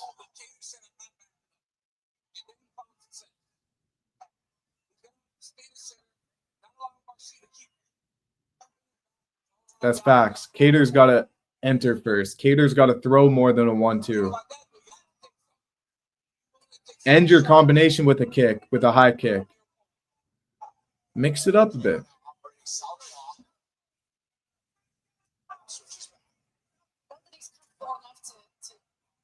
Start using his jab to create southpaw, just a little bit of a different look for a brief period of time, but always goes back to orthodox. Kattar is so durable. It is insane. I would predict this fight goes the distance at this point.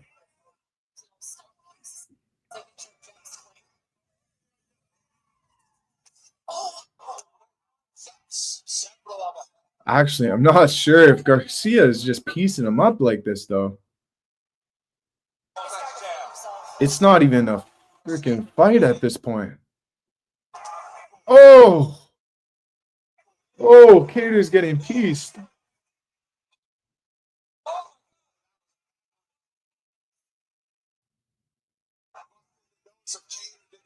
Recent jab of Steve Garcia. That lead left hand when he slips. He slips off his right with that lead left hand. It's off.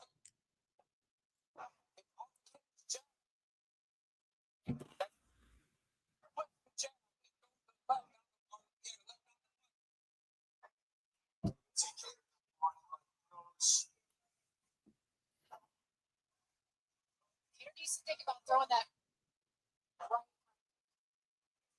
after Garcia goes, because that's what it's doing. That's what I'm saying. He needs to finish his combos with a kick. Lauren, me and you, we should be commentating this. DC?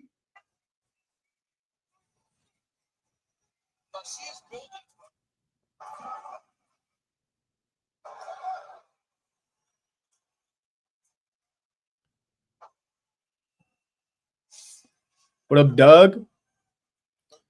29-8. Damn, Garcia's putting it on. Garcia's really putting it on right now.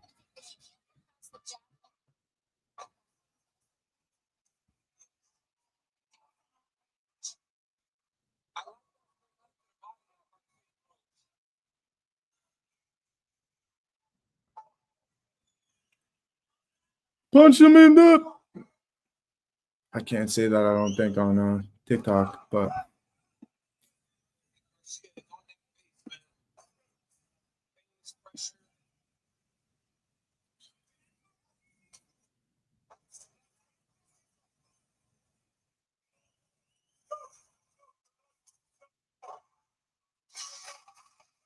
There's no reason for Garcia to be reckless in this pace. It's just start to run down counter combination, a big one.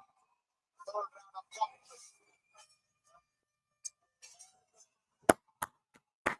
It's an incredible performance by Garcia. It's class. It is really good. What's next for Cater, though? Dirty boxing? What else? Bare knuckle? I don't know.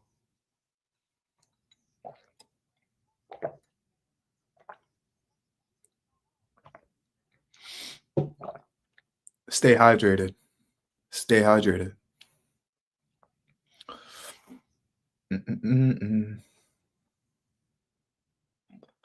Feel the pimples on my face.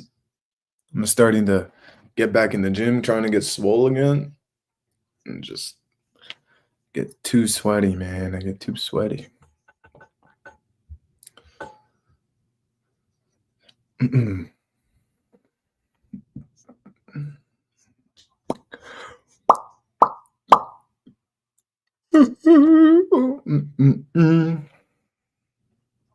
Okay, let's get back into this third round here. Spurge, what up?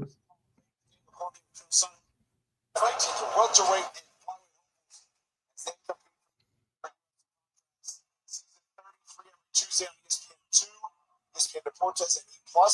Don't miss any episode. You can watch them all back on ESPN+. Appreciate that, brother. Thank you, good sir. I don't know if you're watching, but it's UFC Nashville right now. Fight night. Calvin Kattar with a head kick, spinning back fist. That was nuts. Great fight night so far. I totally agree. A lot of people making names for themselves. I think we're going to see a few fighters removed after this fight card. Tafa, Austin Lane, maybe even Calvin Kattar. It'd be crazy, but what's next for him after this, you know?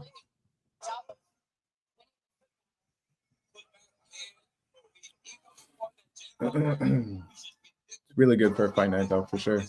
Third round, Garcia is probably going to just do the same thing he's done this whole fight. Throw more. Throw way more. Oh, he knocked him down. First ever knockdown from Calvin Kattar's career. That was the first time he's ever been knocked down.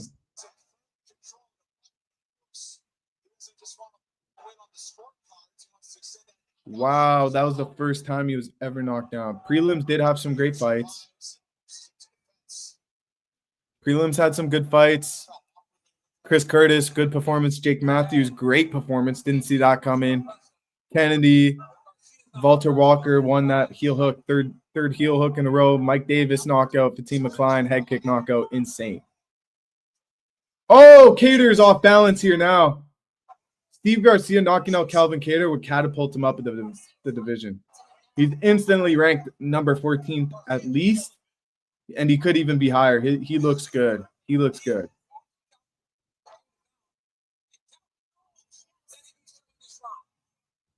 Yeah, Kelvin, you got to walk forward here. I know he's tired, but he's had no answers. He's just had a jab and a right, jab and a left, jab and a left.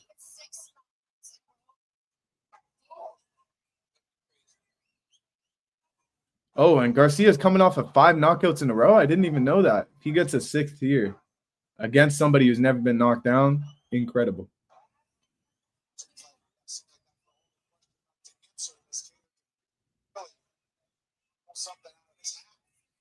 Yes, bro. Yes. Reverse elbow if that connect to the jaw. Breaker. If that connect, jaw breaker. Facts, bro. That's why I think Kattar could be good in dirty boxing, man. He might be good in dirty boxing. I don't know if I want to see him continue fighting the UFC and take these losses against more skillful MMA fighters. Go box if your calling's boxing, bro. If you're just gonna box, but like he's throwing a lot of these. He's throwing a lot of jab right, jab left. Go make a bag somewhere else. Like it sucks because he's fought so many good competitions. It's just his days are over, man. The young blood the new era is here. For real.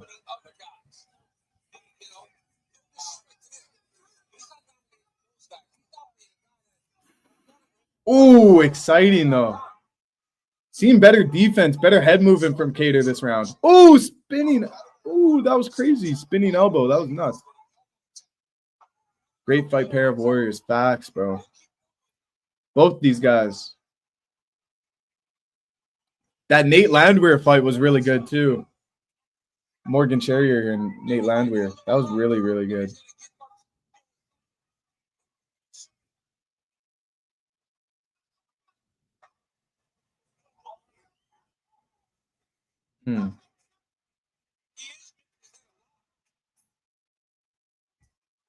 Ooh, nice right hand from Cater. I think this is his best round, but it's too late. Another spinning back fist lands for Cater. That's nice. Pretty. Think you're watching 30 seconds behind you? I think I am, brother. Your fight's probably over right now. I'll refresh my my stuff after this. I'm watching on a tablet. Pretty bad setup right now. I'm not gonna lie to you guys. But this is where we're at. Until I get my new studio. Fight's over, yeah. I still got 30 seconds left. I'm gonna enjoy this, be present for this. It's been such a great fight. I love watching the UFC. Oh, Garcia, nice. I think he did land a knockdown in the second round, though. Or was it this round? He definitely knocked him down. Okay, I'll refresh my stream here. Yeah, Garcia's got to be ranked after that. Refresh my stream. I'm watching on Sportsnet Plus, so should be all right. It's just I'm watching it on a tablet, so not the best setup. Yeah, he's getting interviewed right now. Let's see what he says. Oh, and I freaking messed it up. Not going to be able to see it. But yeah, I was way behind. Yikes. Yikes. That was great. Unanimous decision for Garcia. He's got a ranked opponent in front of him next, whoever that may be. Josh Emmett. Josh Emmett. Look at your work. Your base pressure boxing. What really just a dog? A lot of people control this fight. You know that. Costa could be good. Costa could be a good fight.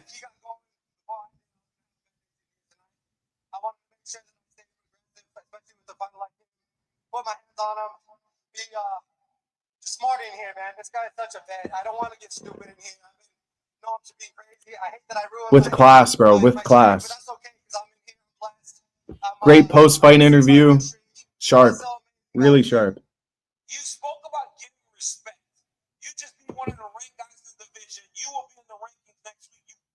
Yeah, he gained a lot of respect, I'm sure. It would be a good matchup for him. I kind of want to take a look at the featherweight division right now. The top 15 there. A fun fight in here with these guys. And, I think UFC would love. Who next? Pitbull? Pitbull is going to fight Dan Ige next weekend. Dan Ige is booked to fight Pitbull next weekend. That's going to be an incredible fight. Oh, Yusuf Zalal, maybe. Yusuf Zalal, maybe. I don't know if that makes sense for Yusuf Zalal taking a step back, but it might make sense for Josh Emmett to just prove himself. Let's see. Kyle Sakura, I think he's booked. Bruno Silva. Oh, this is flyweight, not featherweight. Giga Chikadze, maybe. Or give him somebody higher than that, actually. David Onama could be it. David Onama versus Steve Garcia could be a great fight. Or Yusuf Zalal or Josh Emmett. But everybody above that is already booked. Appreciate the like, brother. Appreciate the like. Usually live on Instagram as well, but I wasn't able to set it up. But we are doing a co-hosted stream with Millions right now, where I am opening these PMI toys available at Walmart nationwide, exclusively in the entertainment and sports aisles. They come in these little punching bag things. Good for anybody, good for kids, good for collectors, good for UFC setups. I think they're dope. Super happy that I got them. They're called UFC Octagon Fighters because it comes in 6. You get 6 pieces that create an octagon, and then you could play with them too. But I like them just more for decoration. The striking version of Mirage, crazy cardio. Garcia is not striking like Merab. Merab striking is like DDP almost. He is way sharper. He's way more technical than a Merab. Merab is just undeniable at this point in his career. The GOAT, you could say. Let's see who we got. Is this Volkanovski? It is, dude. It is Volkanovski. So we got Alex Volkanovski. Pretty cool in his championship shorts. Take a peek. We got some pretty good pulls. I'm hoping this last one's a gold Charles Oliveira. That would be very sick. The cardio of Garcia was pretty up there, though.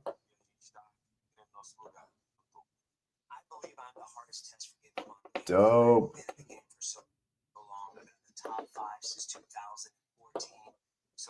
Pretty cool. Thank you to PMI Toys. Thank you to Millions.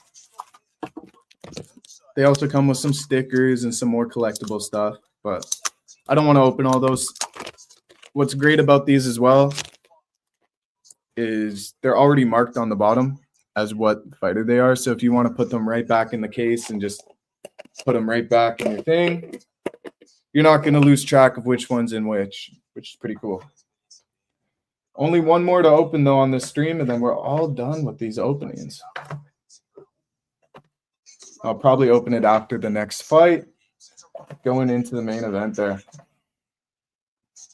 You can't even see it on the TikTok, but you can see it on YouTube, on Instagram, and X and all that.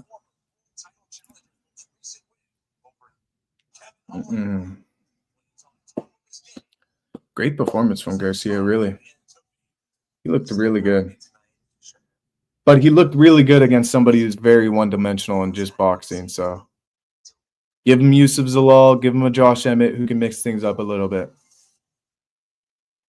Yeah, they're in Walmart. You could get these from Walmart. They're not an expensive toy. But a lot of UFC fighters, a lot of streamers are getting these and opening them. I'm one of them. I'm blessed. And honestly, I got 2 containers of these things. This is what they look like. I was sent 2 of these. And I haven't got one duplicate yet. They're all different. So if you're scared to like, oh, I want to get one and then I want to get another one, but I don't want to get the exact same, I'm pretty sure they do a good job at mixing them up, which is nice. There's 14 that you could collect, 2 ultra rare ones, 2 gold ones that you could collect. And yeah, I was able to pull 12. We got 1 left, so I got 11 up there right now. But they're cool. I think it adds to my setup. Gives a little cool vibe. But Gabriel Bonfim's making his walk to the octagon right now, going up against Stephen Wonderboy Thompson. Saw a very funny video right before I went live of Wonderboy saying, I think I want to be called something different as I get older in my UFC career. I think I want to be called Wonder Man, which I just thought, he's so funny. He's a class act himself. He could definitely win here. But Gabriel Bonfim is surging right now. He is surging, man. He is looking better and better every time he gets into the octagon. Kind of reminds me of like a Marcio Ruffi. Very, very good kicks. Stephen Wonderboy has great kicks as well, but the youth, the new era, it's here, guys. I don't want to bet against it. Mark Coleman in the crowd with his daughters. Amazing. I love Mark Coleman.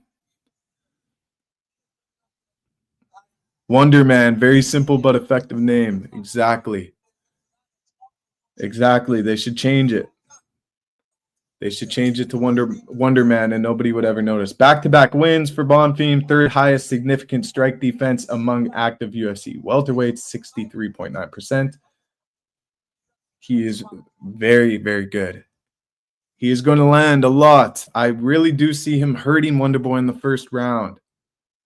We've seen what happens when Wonderboy's on the back foot. Look at the Buckley fight. He gets knocked out. Yeah, I think he's going to get knocked out or submitted in this fight.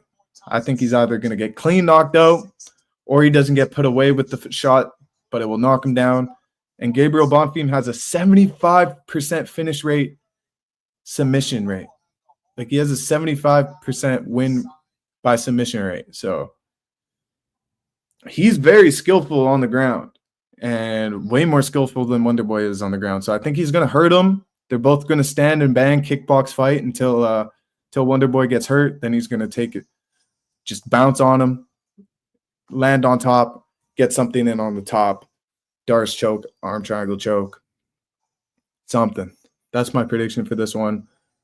But I would love to see Wonderboy win. I'd love to be proven wrong. If Cater won, I would have loved that. If Wonderboy wins, I'm gonna love that. Look, he's literally high-fiving everybody in the crowd. Like he's that guy.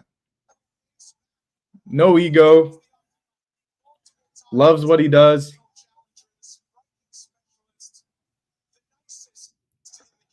The nicest in the game.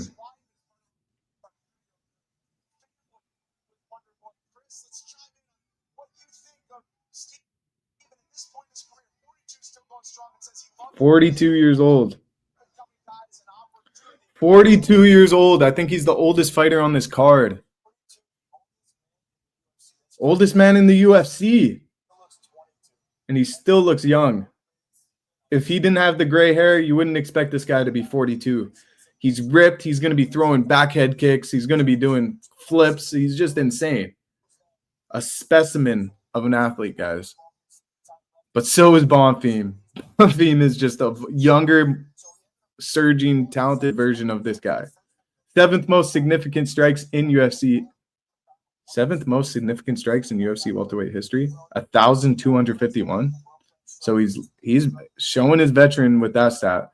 5 first-round finishes. That's pretty impressive. 8 wins by knockout. You wouldn't take him as like a knockout guy, but he throws heavy shots, really heavy shots. Always loved that song from Tenacious D. It's a great walkout. It's a great walkout.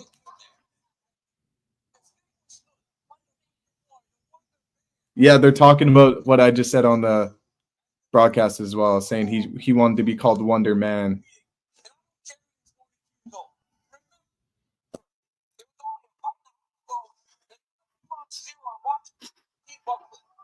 Joaquin got him in the 3rd round. We all know how good Joaquin Buckley is in the welterweight division right now. Wonderboy still has a lot. He just said he was up 2-3 on Buckley. I don't even think that's true. 2012, was 14 years old when Thompson made his UFC debut. Talked about the age, 15 years older than Low key. 1 inch taller and 6'1", but a 2.5-inch edge in British lies with Wonder. True. Boy. Here is. They got similar striking, similar styles, similar kickboxing styles, but Bonfim could win on the ground fast.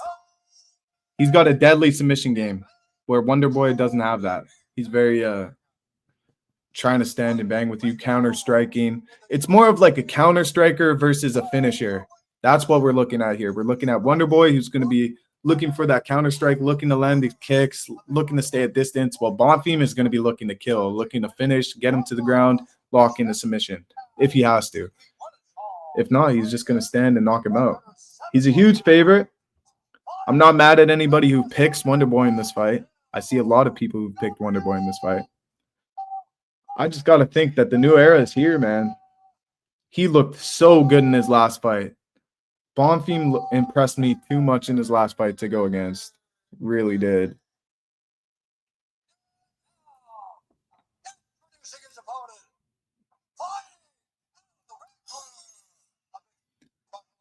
This is this is a good one. This could be a main event, you know? This could be a main event of a lot of fight nights. But they got to give it to Derrick Lewis in his home crowd. I'm excited. second biggest dog price in UFC career. So this is the second biggest underdog he's ever been in his career. Wow. Thompson. Let's go.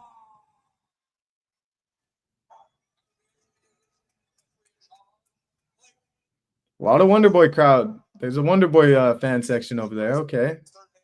Give him his flowers. Blow me a kiss, ring girl. Blow me a kiss. I'm ready to catch it. Thank you, babe. Thank you, babe. Put that right in my pocket.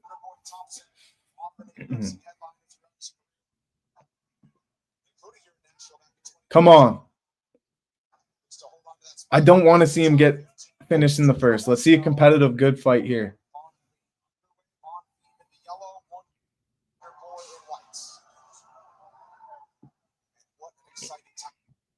The experience, the veteran IQ of Wonderboy. Let's see if he's still got it.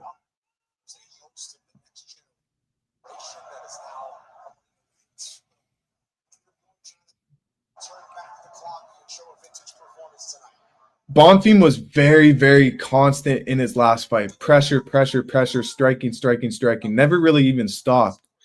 But already 30 seconds into this fight, he's managing distance. He's not putting himself in danger. He's being very particular with what kind of shots he's going to set up.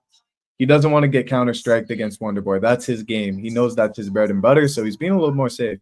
Nashville crowd has been mental tonight. I totally agree. Since the very opening fight with Fatima Klein in the prelims, huge USA chants. Like I was impressed.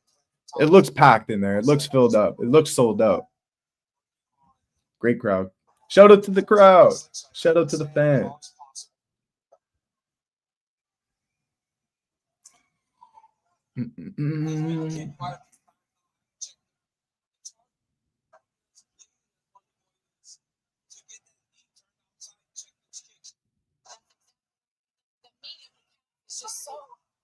Looks like a leg kicking battle so far.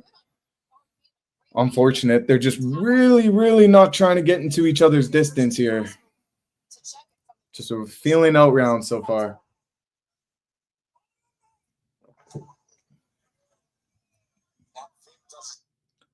Ooh, I'm waiting for it, brother. It's going to spark up for sure. It is going to spark up for sure. No doubt in my mind, brother.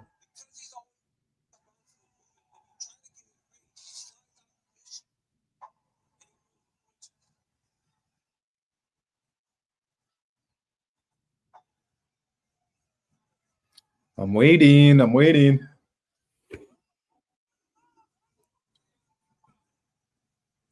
Two minutes in, I don't think there's been one headshot thrown yet.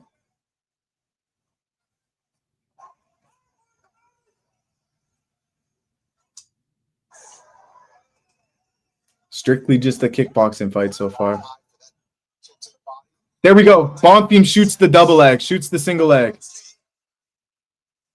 This is where he's skillful, man.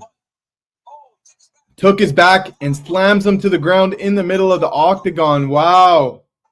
Impressive, dude. He's impressing me every time he gets into the UFC. We just can't get enough striker versus grappler. Can we? Give it a rest, UFC. He's not necessarily a grappler. He's just so good with grappling that it's like, why not? He has a 75% win rate by submission. He's high on the rear naked choke here. He could get shaken off. Wonderboy's pretty sharp. He might be able to shake him off here. But it also looks heavy. He looks heavy. Oh, he might be able to get it. It's not under the chin, but it is tight. He has it in deep. He has it in deep. It's on his chin, though. He looks to be staying poised. Yeah, he gave up on it. He's giving the thumbs up. Wow. Wow, nice, Wonderboy's on top. Land some ground and pound here, Wonderboy. Yes, land some ground and pound. Guillotine attempt. Nope. Should have done a little bit more there when you had the chance. Or just completely separated, because now you're giving up another minute of control time against the fence for what? That's tough. That is tough.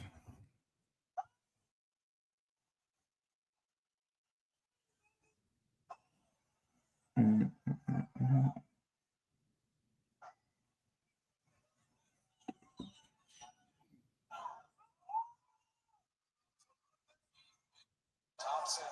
weathers the submission attempt storm. And he's still smiling at him. He finally separates and he gives him a nice little. That was good. Game respects game. This is one of those rounds right here. Bumpy hasn't done much damage, and neither one of them has done much. One boy kicks and tries to DC, shut up. Yeah, Bonfim just he didn't do enough in this round. What are you talking about? What are you actually talking about, DC? Oh, huge left hand. Huge left hand from Bonfim. Let's go.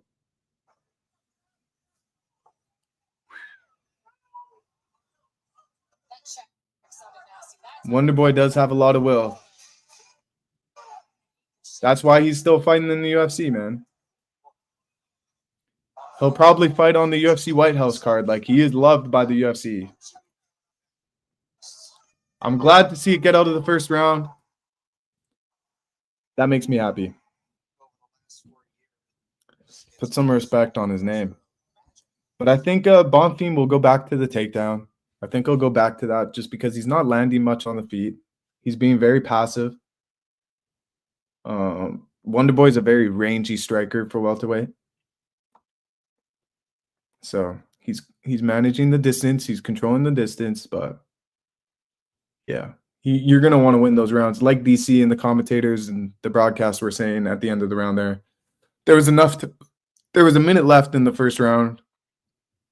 And there wasn't much damage in the first round. So there was an opportunity for Wonderboy to really turn it on that last minute and convince the judges that he won that first round, which he didn't do.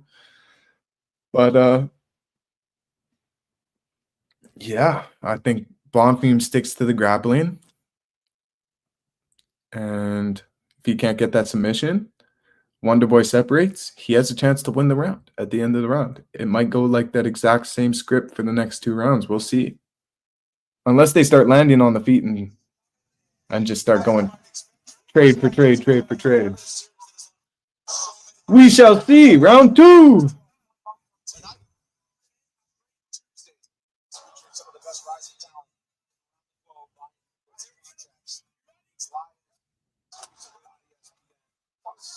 Let's go. A lot of mutual respect with these two, which I love. Bonfim's not ranked. Thompson's still ranked 12th. This would be a huge win if he wins.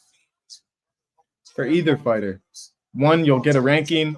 Thompson, you'll hold your spot, and you'll go up in the rankings. Fight it. You want to fight up if you're Thompson. You don't want to fight down. You don't want to continue to be the gatekeeper. Being the gatekeeper sucks.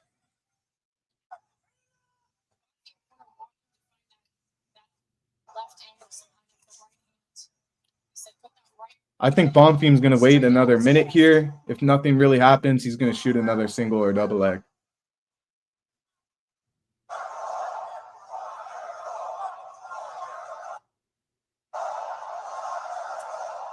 Hearing some Wonderboy chants in the crowd, I think. Yep, shoots that double leg. What'd I say? What'd I say? He gets the double.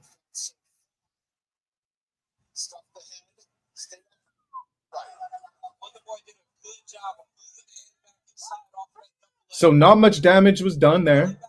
He's going to control this fight for probably 3 minutes. And if Wonderboy is able to separate and land some more damage, he could win this round. He could win this round. He's just got to separate and do the damage. A lot easier said than done, but ooh. See Bonfim getting a little explosive with the spinning back elbow attempt there. It didn't land, but cool to see.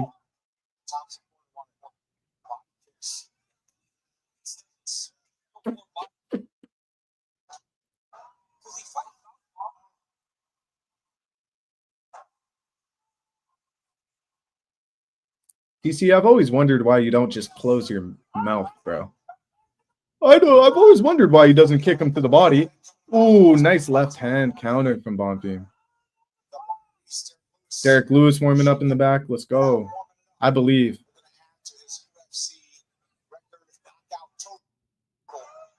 Thompson with a good explosive 1-2 from himself there. Let's go.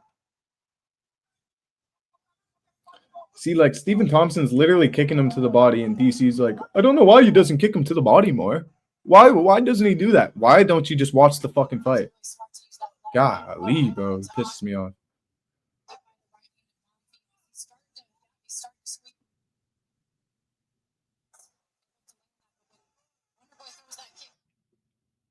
He's got to keep it at home.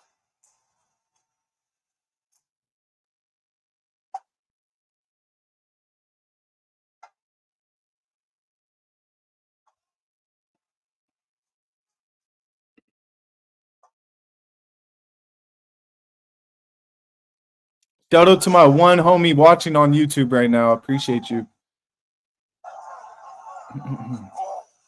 Oh, big spinning head kick attempt from Thompson. Bonfim just ducks right below it. Doesn't land at all.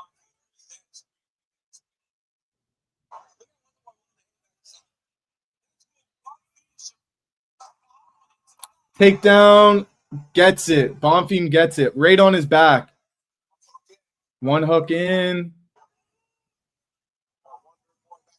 But he's on his feet. It's going to be hard to get him down with the hook in. You might even want to take that hook off and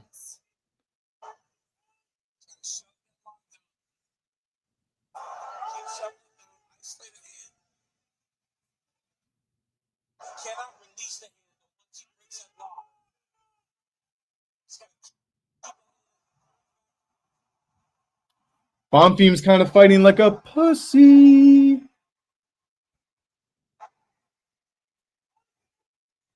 I mean, Thompson wasn't hurting you on the feet. Like, this is just boring, bro. He's more entertaining than this. He really is. At least he can be. He definitely can be.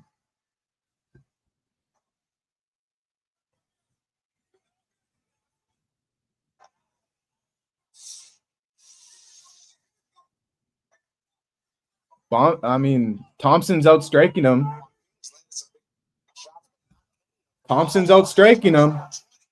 This is what I mean. He could steal the round right here with the last minute if he stays on the feet and lands the more shots. He could steal the second round here. Come on, steal the second round, Thompson. Let's make it competitive. Ooh, Bonfim lands a nice left. Fuck. Ooh. You can't keep getting walked down, Thompson. You got to be the one walking down. That's when he gets clipped.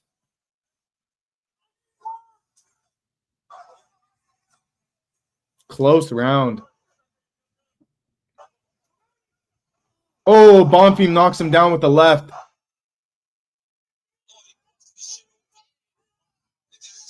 Wow, checked his. Oh. Nice head kick from Thompson. Oh my gosh. He wobbled him. Thompson, pressure. Pressure, 9 seconds. Pressure. Yes. Ducks over the. Oh, he ducked below the head kick and went for an ankle pick. Oh my gosh, what a round.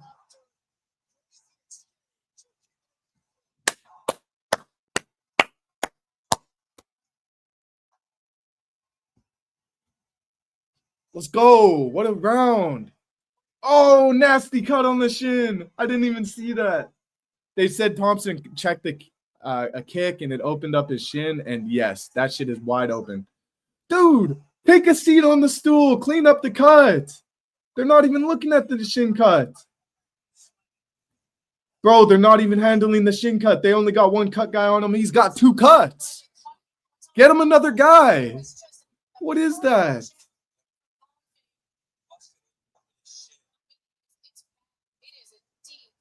Dude.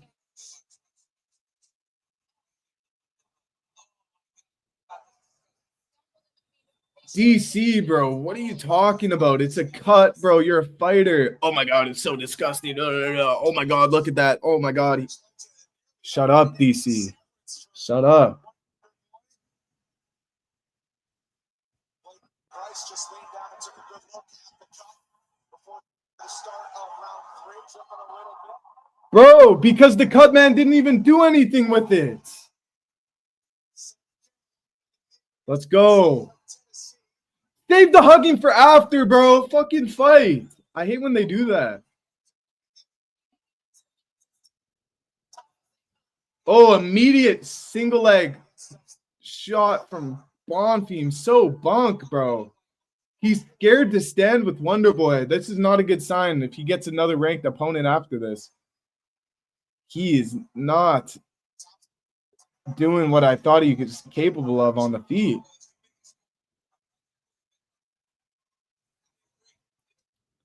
Boo, Bonfim, boo.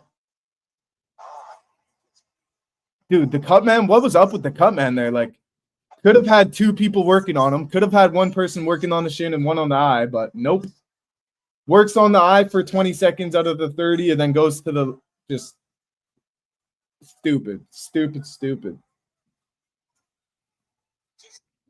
What's up, RH? Welcome to the live, brother. Come on, Wonder Boy. I'm cheering for him now. Come on, Wonder Boy. Wonder Man. Let's go, Wonder Man. Wonder Man. Come on. Come on. I'm going to be so happy if he could win here. Even though I picked Bonfim to win. DC, you're a baby, bro. I can't even watch the fight. Oh my god, his shin's cut. Why is this guy commentating the UFC? Why? He's too emotional, man. Boo, I'd boo that shit too.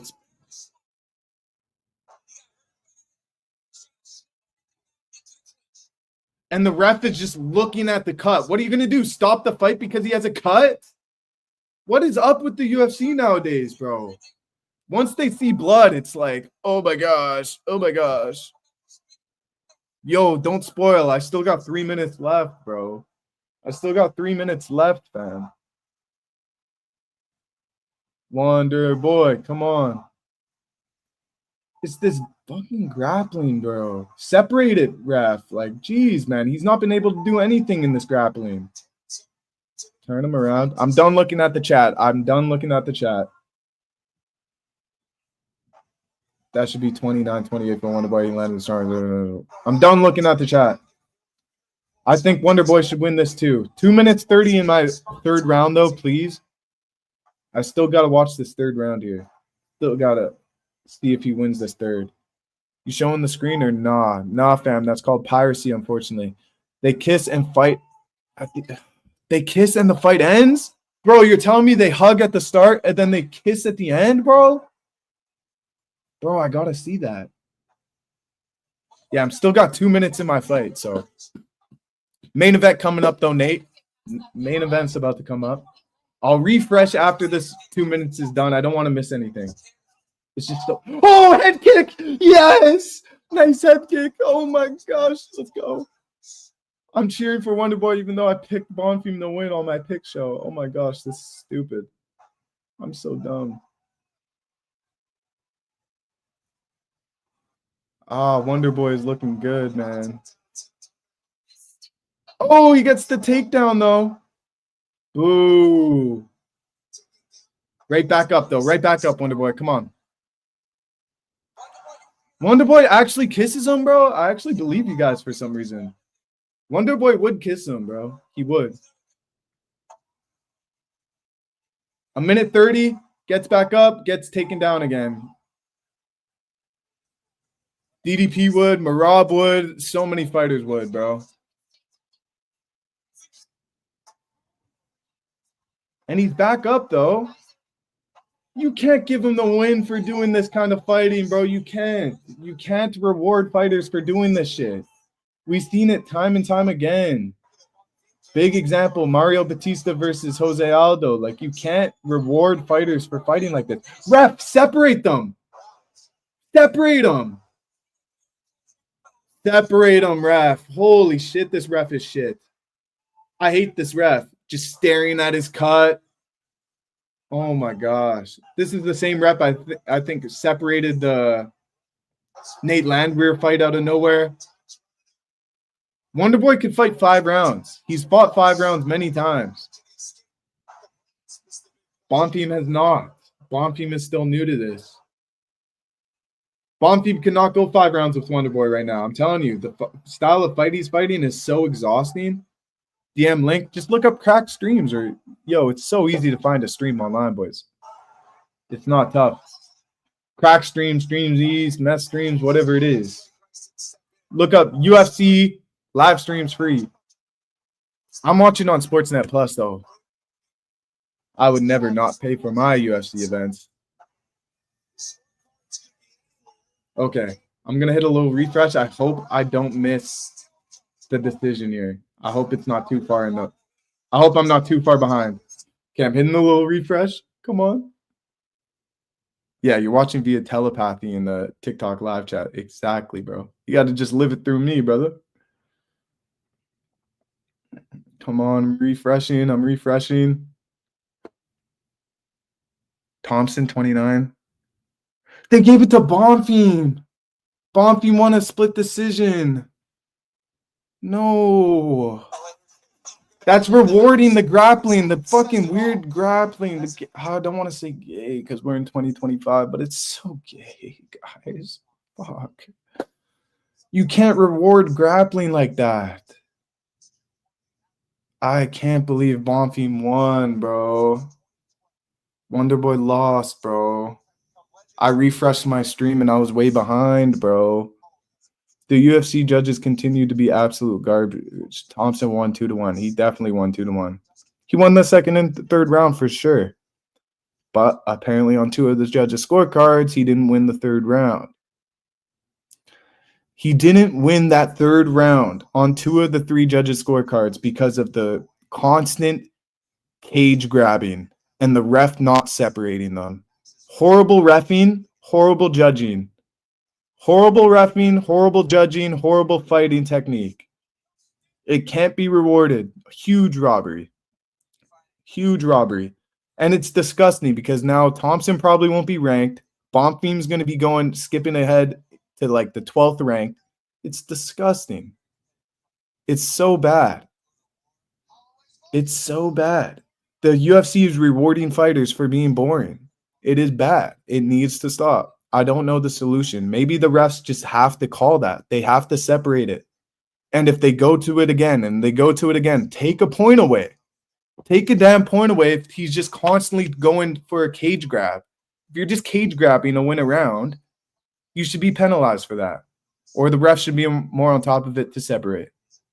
If you don't get the takedown attempt within 20, 30 seconds, separate that shit, bro. What's a minute and a half, 2 minutes of fucking clinch time on the cage? That's so waste. And then you're giving this guy, oh my God, it pissed me off. Wonderboy won that shit, bro. Oh, Wonderboy won that, bro.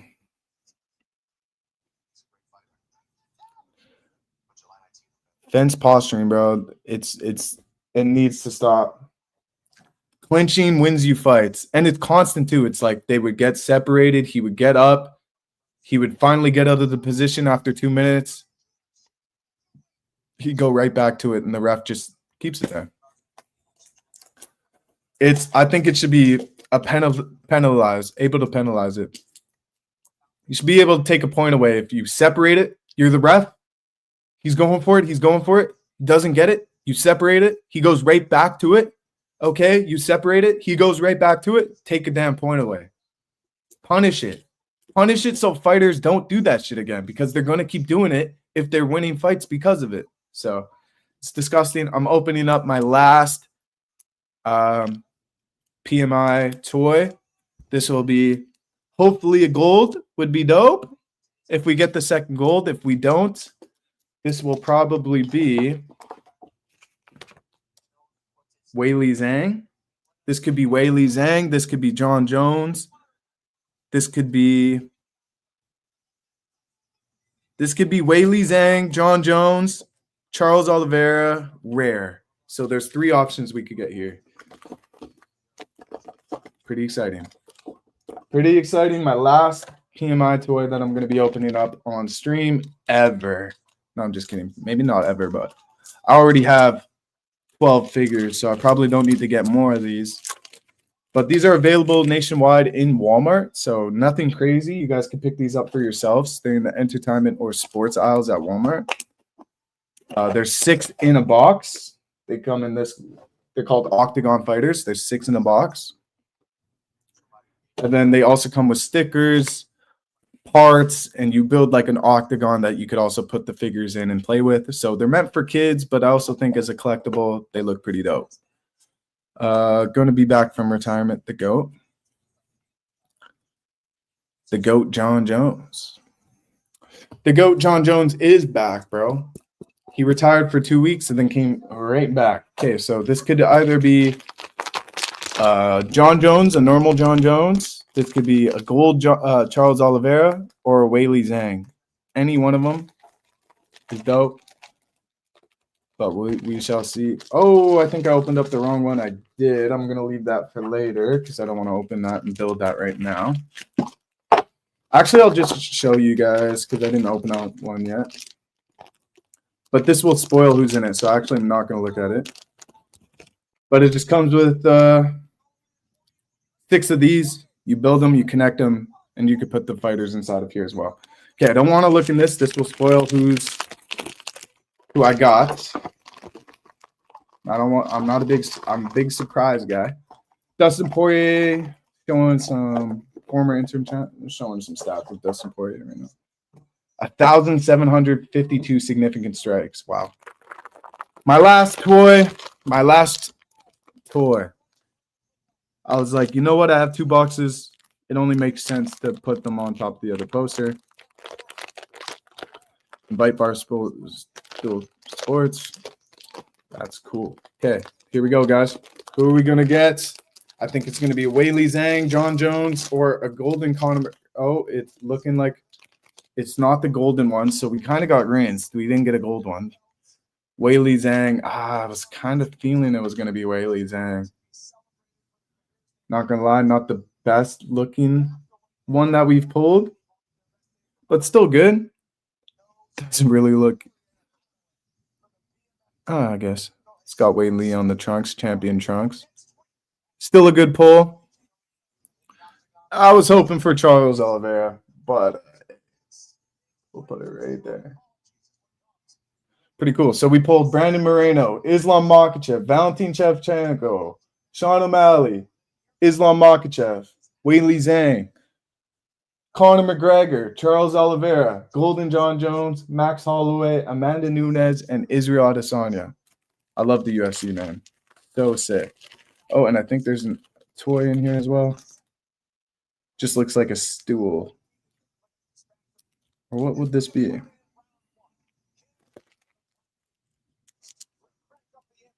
Looks like a stool or something to put in the octagon. Pretty cool, pretty neat.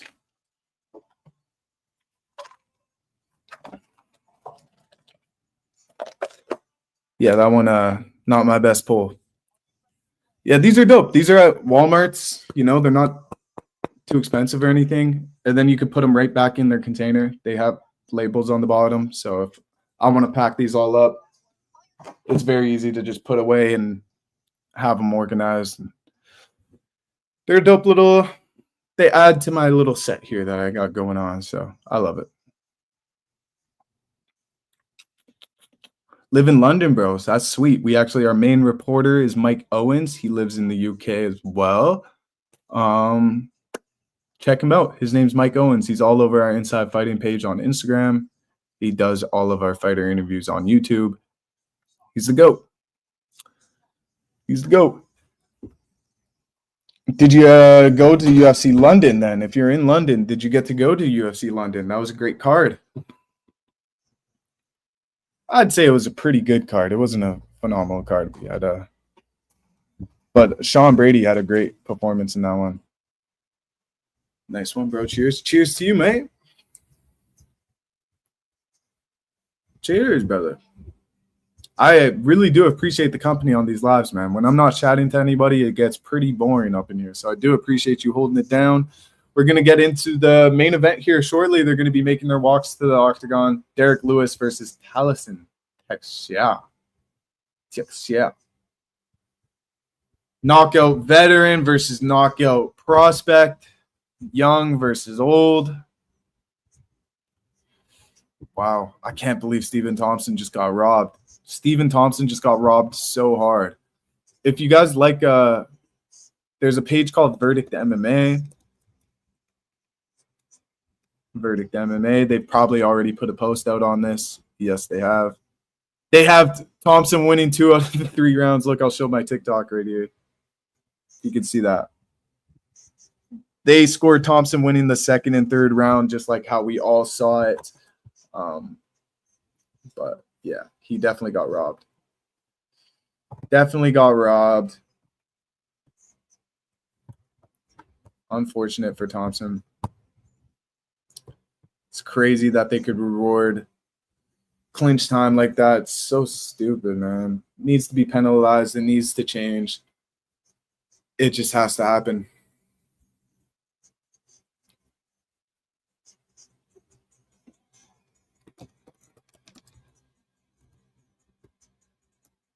I'm going to leave a comment. Robbed. We can't have fighters being rewarded for clinch time. They should be separated, and if they go back to it a bunch, penalized a point.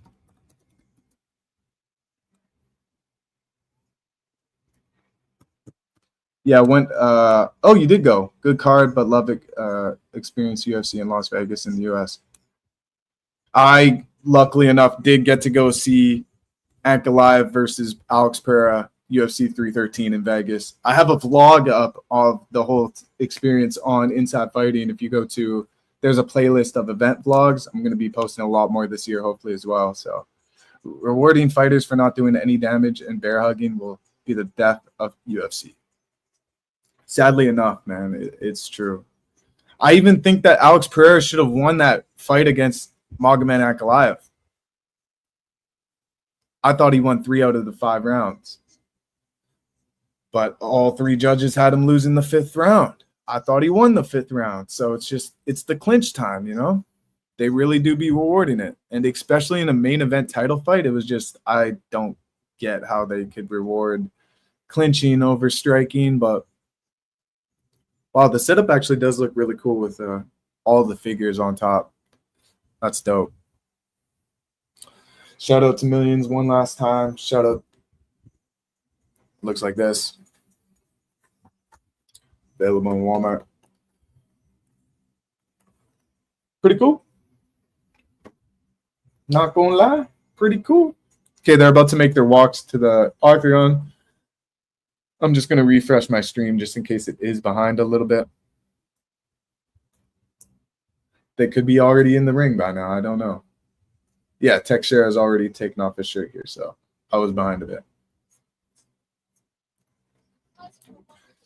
Bro, I bet you're still young, bro, so, you know. I just got my passport. I'm from Canada. I got my passport this year, you know. I'm 25, so it's my first time going to the States. I went to UFC Seattle, Henry Cejudo versus Song Yadong. Then I went to UFC Vegas for UFC 313. And hopefully more to come. Vegas was definitely a trip. I'm a complete degenerate, though, and I was gambling my ass off. I placed $1,000 on parlays, American. I gambled every night on Baccarat and poker. I actually got to play poker right beside Sean O'Malley, which was insane. I interviewed Marab out there. I talked to Sean O'Malley. I interviewed Colby Covington. I went to Power Slap. I met Dana White. I had like the whole experience that I could have experienced. It's all on my event vlog on Inside Fighting if you want to check it out. Both of those experiences. I recommend watching them, man. They're cool vlogs. UFC Seattle was really cool. And Vegas was the trip. So can't wait to go back. UFC 320 is probably going to be the next Vegas card. That's going to be Ankalaev rematching Alex Pereira and Merab Dvalishvili versus Corey Sandhagen in the co-main event. Insider info on that one. They haven't announced it yet, but good luck to you as well, bro. Good luck to you as well. I appreciate that, man. Good looking out for show. UFC is so lit, man. It's really the best sporting events I've ever been to. I'm a big football guy. Played football throughout my life. I played 8 years of football, actually. And I love going to my hometown Winnipeg Blue Bombers CFL team. I love watching it. I live beside my stadium, so I'm like very engaged when we have games in the city. But nothing compares to being at a UFC event, man. It is different, bro. The crowd, the fans, the dedication, the heart. Man, UFC fans are different, bro. I love meeting y'all in person. I hope we meet one day, Spurge. It's not out of the question, you know. I do hopefully want to go to a lot more events, so we'll see what happens.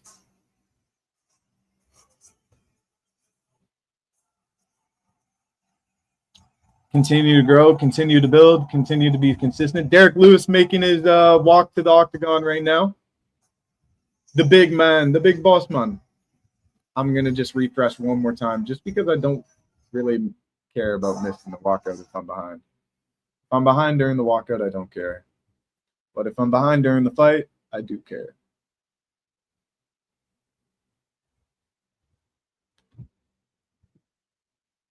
Boxing is like, I watched the whole Misfits, our most valuable productions boxing event last night for Amanda Serrano versus Katie Taylor. I wouldn't even care to be at a fight like that, to be honest. I'd rather just watch it at home. It's not that exciting to me, boxing. But bare knuckle would be sick to watch live. Bare knuckle would be insane to watch live. Dirty boxing would be dope in Miami. Karate combat would be sick. But I'm not dying to go to a boxing match unless it's like Ryan Garcia or Tyson Fury or Usyk or somebody huge like Joshua or Tank Davis. Tank Davis versus his ex-wives would be a very incredible main event. Hope to meet you. Hope to be pleasure to hook up, especially at UFC. Exactly, bro. I love doing fan interviews too. Like it's a lot of fun. But yeah, bro, connect with me. I'll put my @ in the chat. I think I could do that, right?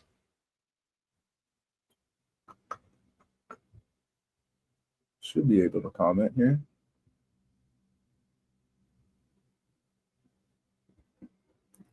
I'm gonna throw where you can connect with me at Cody Talks IF at Inside Fighting. So those are my IG ads, bro. If you ever want to get at me or let me know you're going to an event or something, we could definitely meet up, brother. Definitely. I love UFC fans are the best, bro. Fight fans in general are the best. Come on, Derrick Lewis. Come on, Derrick Lewis. You should never be a 2-1, 3-1 underdog ever against this guy. No. This guy's fought nobody. Now he's going up against the veteran, Derrick Lewis.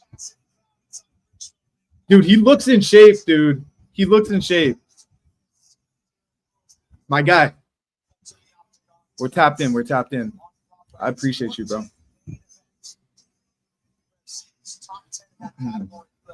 Extra motivation, bro. When I know people are looking out, it just makes me want to make more content, continue taking this more seriously, building this platform, building this page, streaming more, you know. It's hard to build the base. 25 years old. I didn't know he's 25. He's 6'7". He's got a big reach. They're about the same weight, but because he's 6'7", he looks like he's a lot lighter, but he's literally the same weight. I think you mentioned you thought Derrick Lewis was weighed in at 250. It says 261 here, so he's the heavier fighter, which makes sense.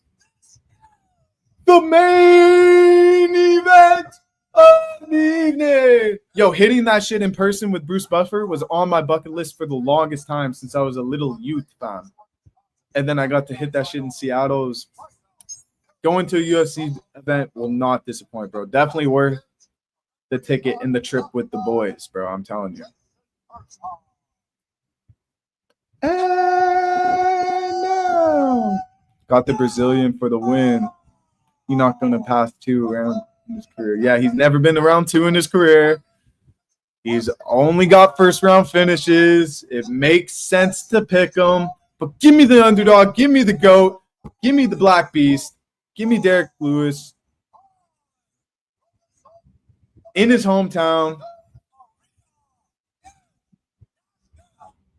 It's going to be tricky, though. This is so exciting. This is really exciting to me.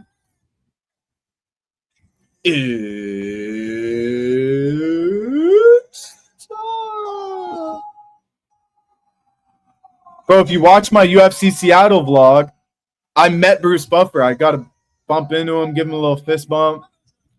It was pretty dope. Out of the blue corner. Bruce Buffer stays dialed, bro. He really does. He takes it so seriously. Like, he stretches crazy. I saw him walking around the whole city, like doing laps around the city while I was walking outside, grabbing food and stuff. Like, just locked in, zoning in, getting in his vibe. This is game day for Bruce Buffer.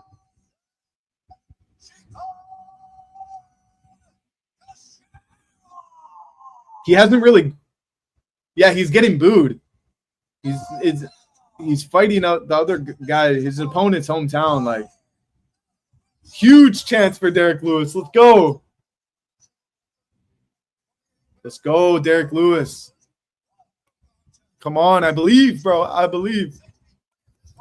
You got to believe it to achieve it, man. That's a fact. You got to believe it to achieve it.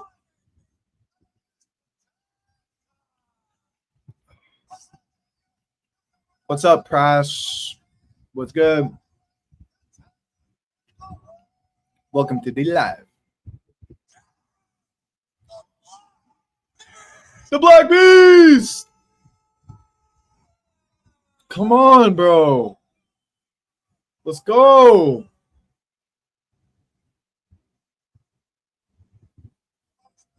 No more smiling now, hey? No more smiling now. Don't even touch his fist. Don't even give it. Don't even give him that. Yeah, he did, though. He did, though. That would have been savage if he didn't. And then he gets knocked out in the first. That would have been crazy. Good thing he touched gloves there. Good thing he touched gloves. Just in case anything crazy happens. Yeah, no touching gloves. We don't need none of that shit. Derrick Lewis is going to run at you and fucking knee you in the head and knock you out like Jorge Masvidal. Come on, Derrick Lewis.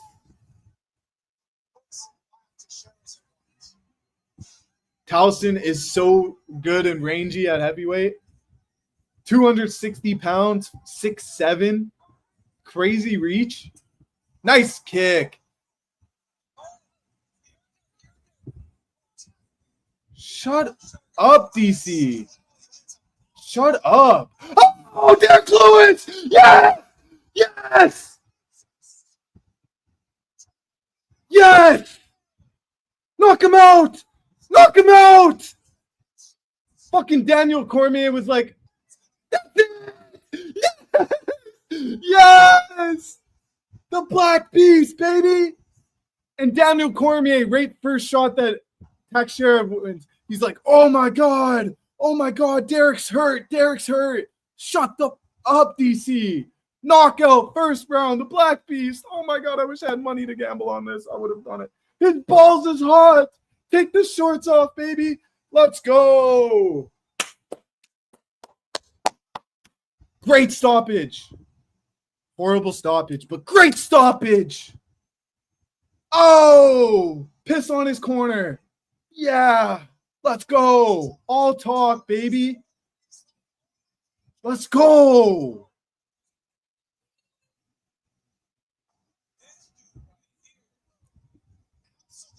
Doubted my mans, bro.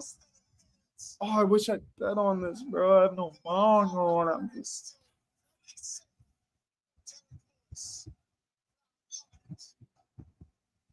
Wow, bro. First round knockout. The GOAT, man. The GOAT. Most heavyweight knockouts in history. Give him Tom Aspinall. I hate DC, bro. First shot that Teixeira lands. Oh my God, he's hurt. He's hurt. He's hurt. Shut the fuck up, bro. Let's go. Give him Tom.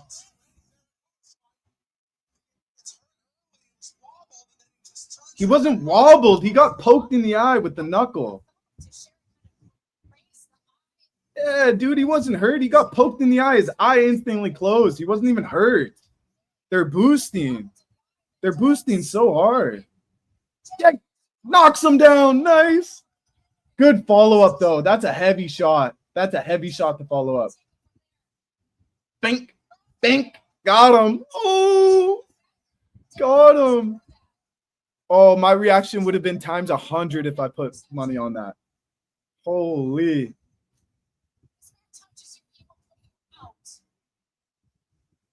Wow.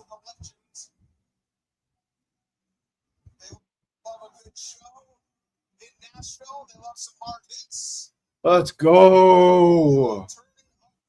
The underdog was not. Yeah, that's a horrible stoppage. The guy was on his feet telling the ref to get off of him. That's a bad stoppage. That's a really bad stoppage. That's horrible. In the main event is crazy.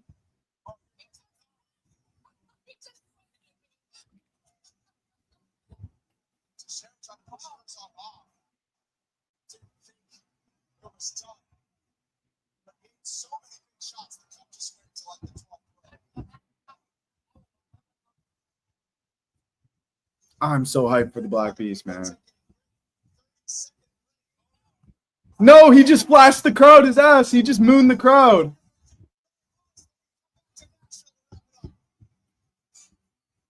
How was he ever a 3-1 underdog, dude? I would have smashed that. I would have smashed that, bro. I need to get paid, bro. Oh, okay. Well, that's pretty much the live, guys. I need to go edit a post about this main event. Yeah, all the posts on Inside Fighting are edited by me, so yeah. I gotta go grind some work. That was an incredible card. I'm gonna rate this card an 8.3, 8.4. Cheers, my brother. Very nice spending this evening with you. I guess it's not. It's fucking late where you're at right now. Jesus, you need to go to bed, brother. I need to go to work, and you need to go to bed. He's on the phone with somebody right now as he's getting his hand raised. Appreciate you, Sam. My guy. He's literally taking a phone call right now. I want to see what he says. I want to see what Derek Dana White's in the ring right now. 5 a.m., bro. You're a committed fan. I love that. I really do. Oh, he was on the phone with Trump.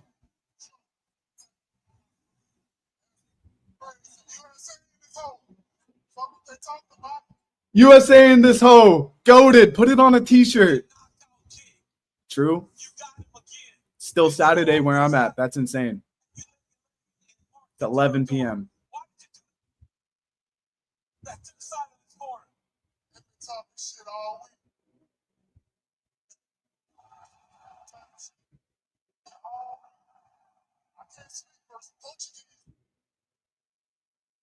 Wow. Anyways, guys, been an incredible stream. I'm going to sign off. That was incredible. I had a blast. I hope you guys enjoyed. It's been fun. Shout out to Millions for co-hosting the stream. Opened up a bunch of toys today. Setup looks clean. I hope you guys have a wonderful Sunday. Have a wonderful evening. If you're going out tonight, stay safe. Take care. I love you guys. I'll be live next Thursday to give you guys my picks and predictions for UFC 318. That will be live at 3 p.m. Central Standard Time, 4 p.m. Pacific, 1 p.m. Eastern. And then I'll be live reacting to UFC 318 as well. I'll be right here, same time. So tune in for that next week. Shout out to you. Shout out to Spurge, man, holding it down. Appreciate you guys. Take care. Have a wonderful day. Peace.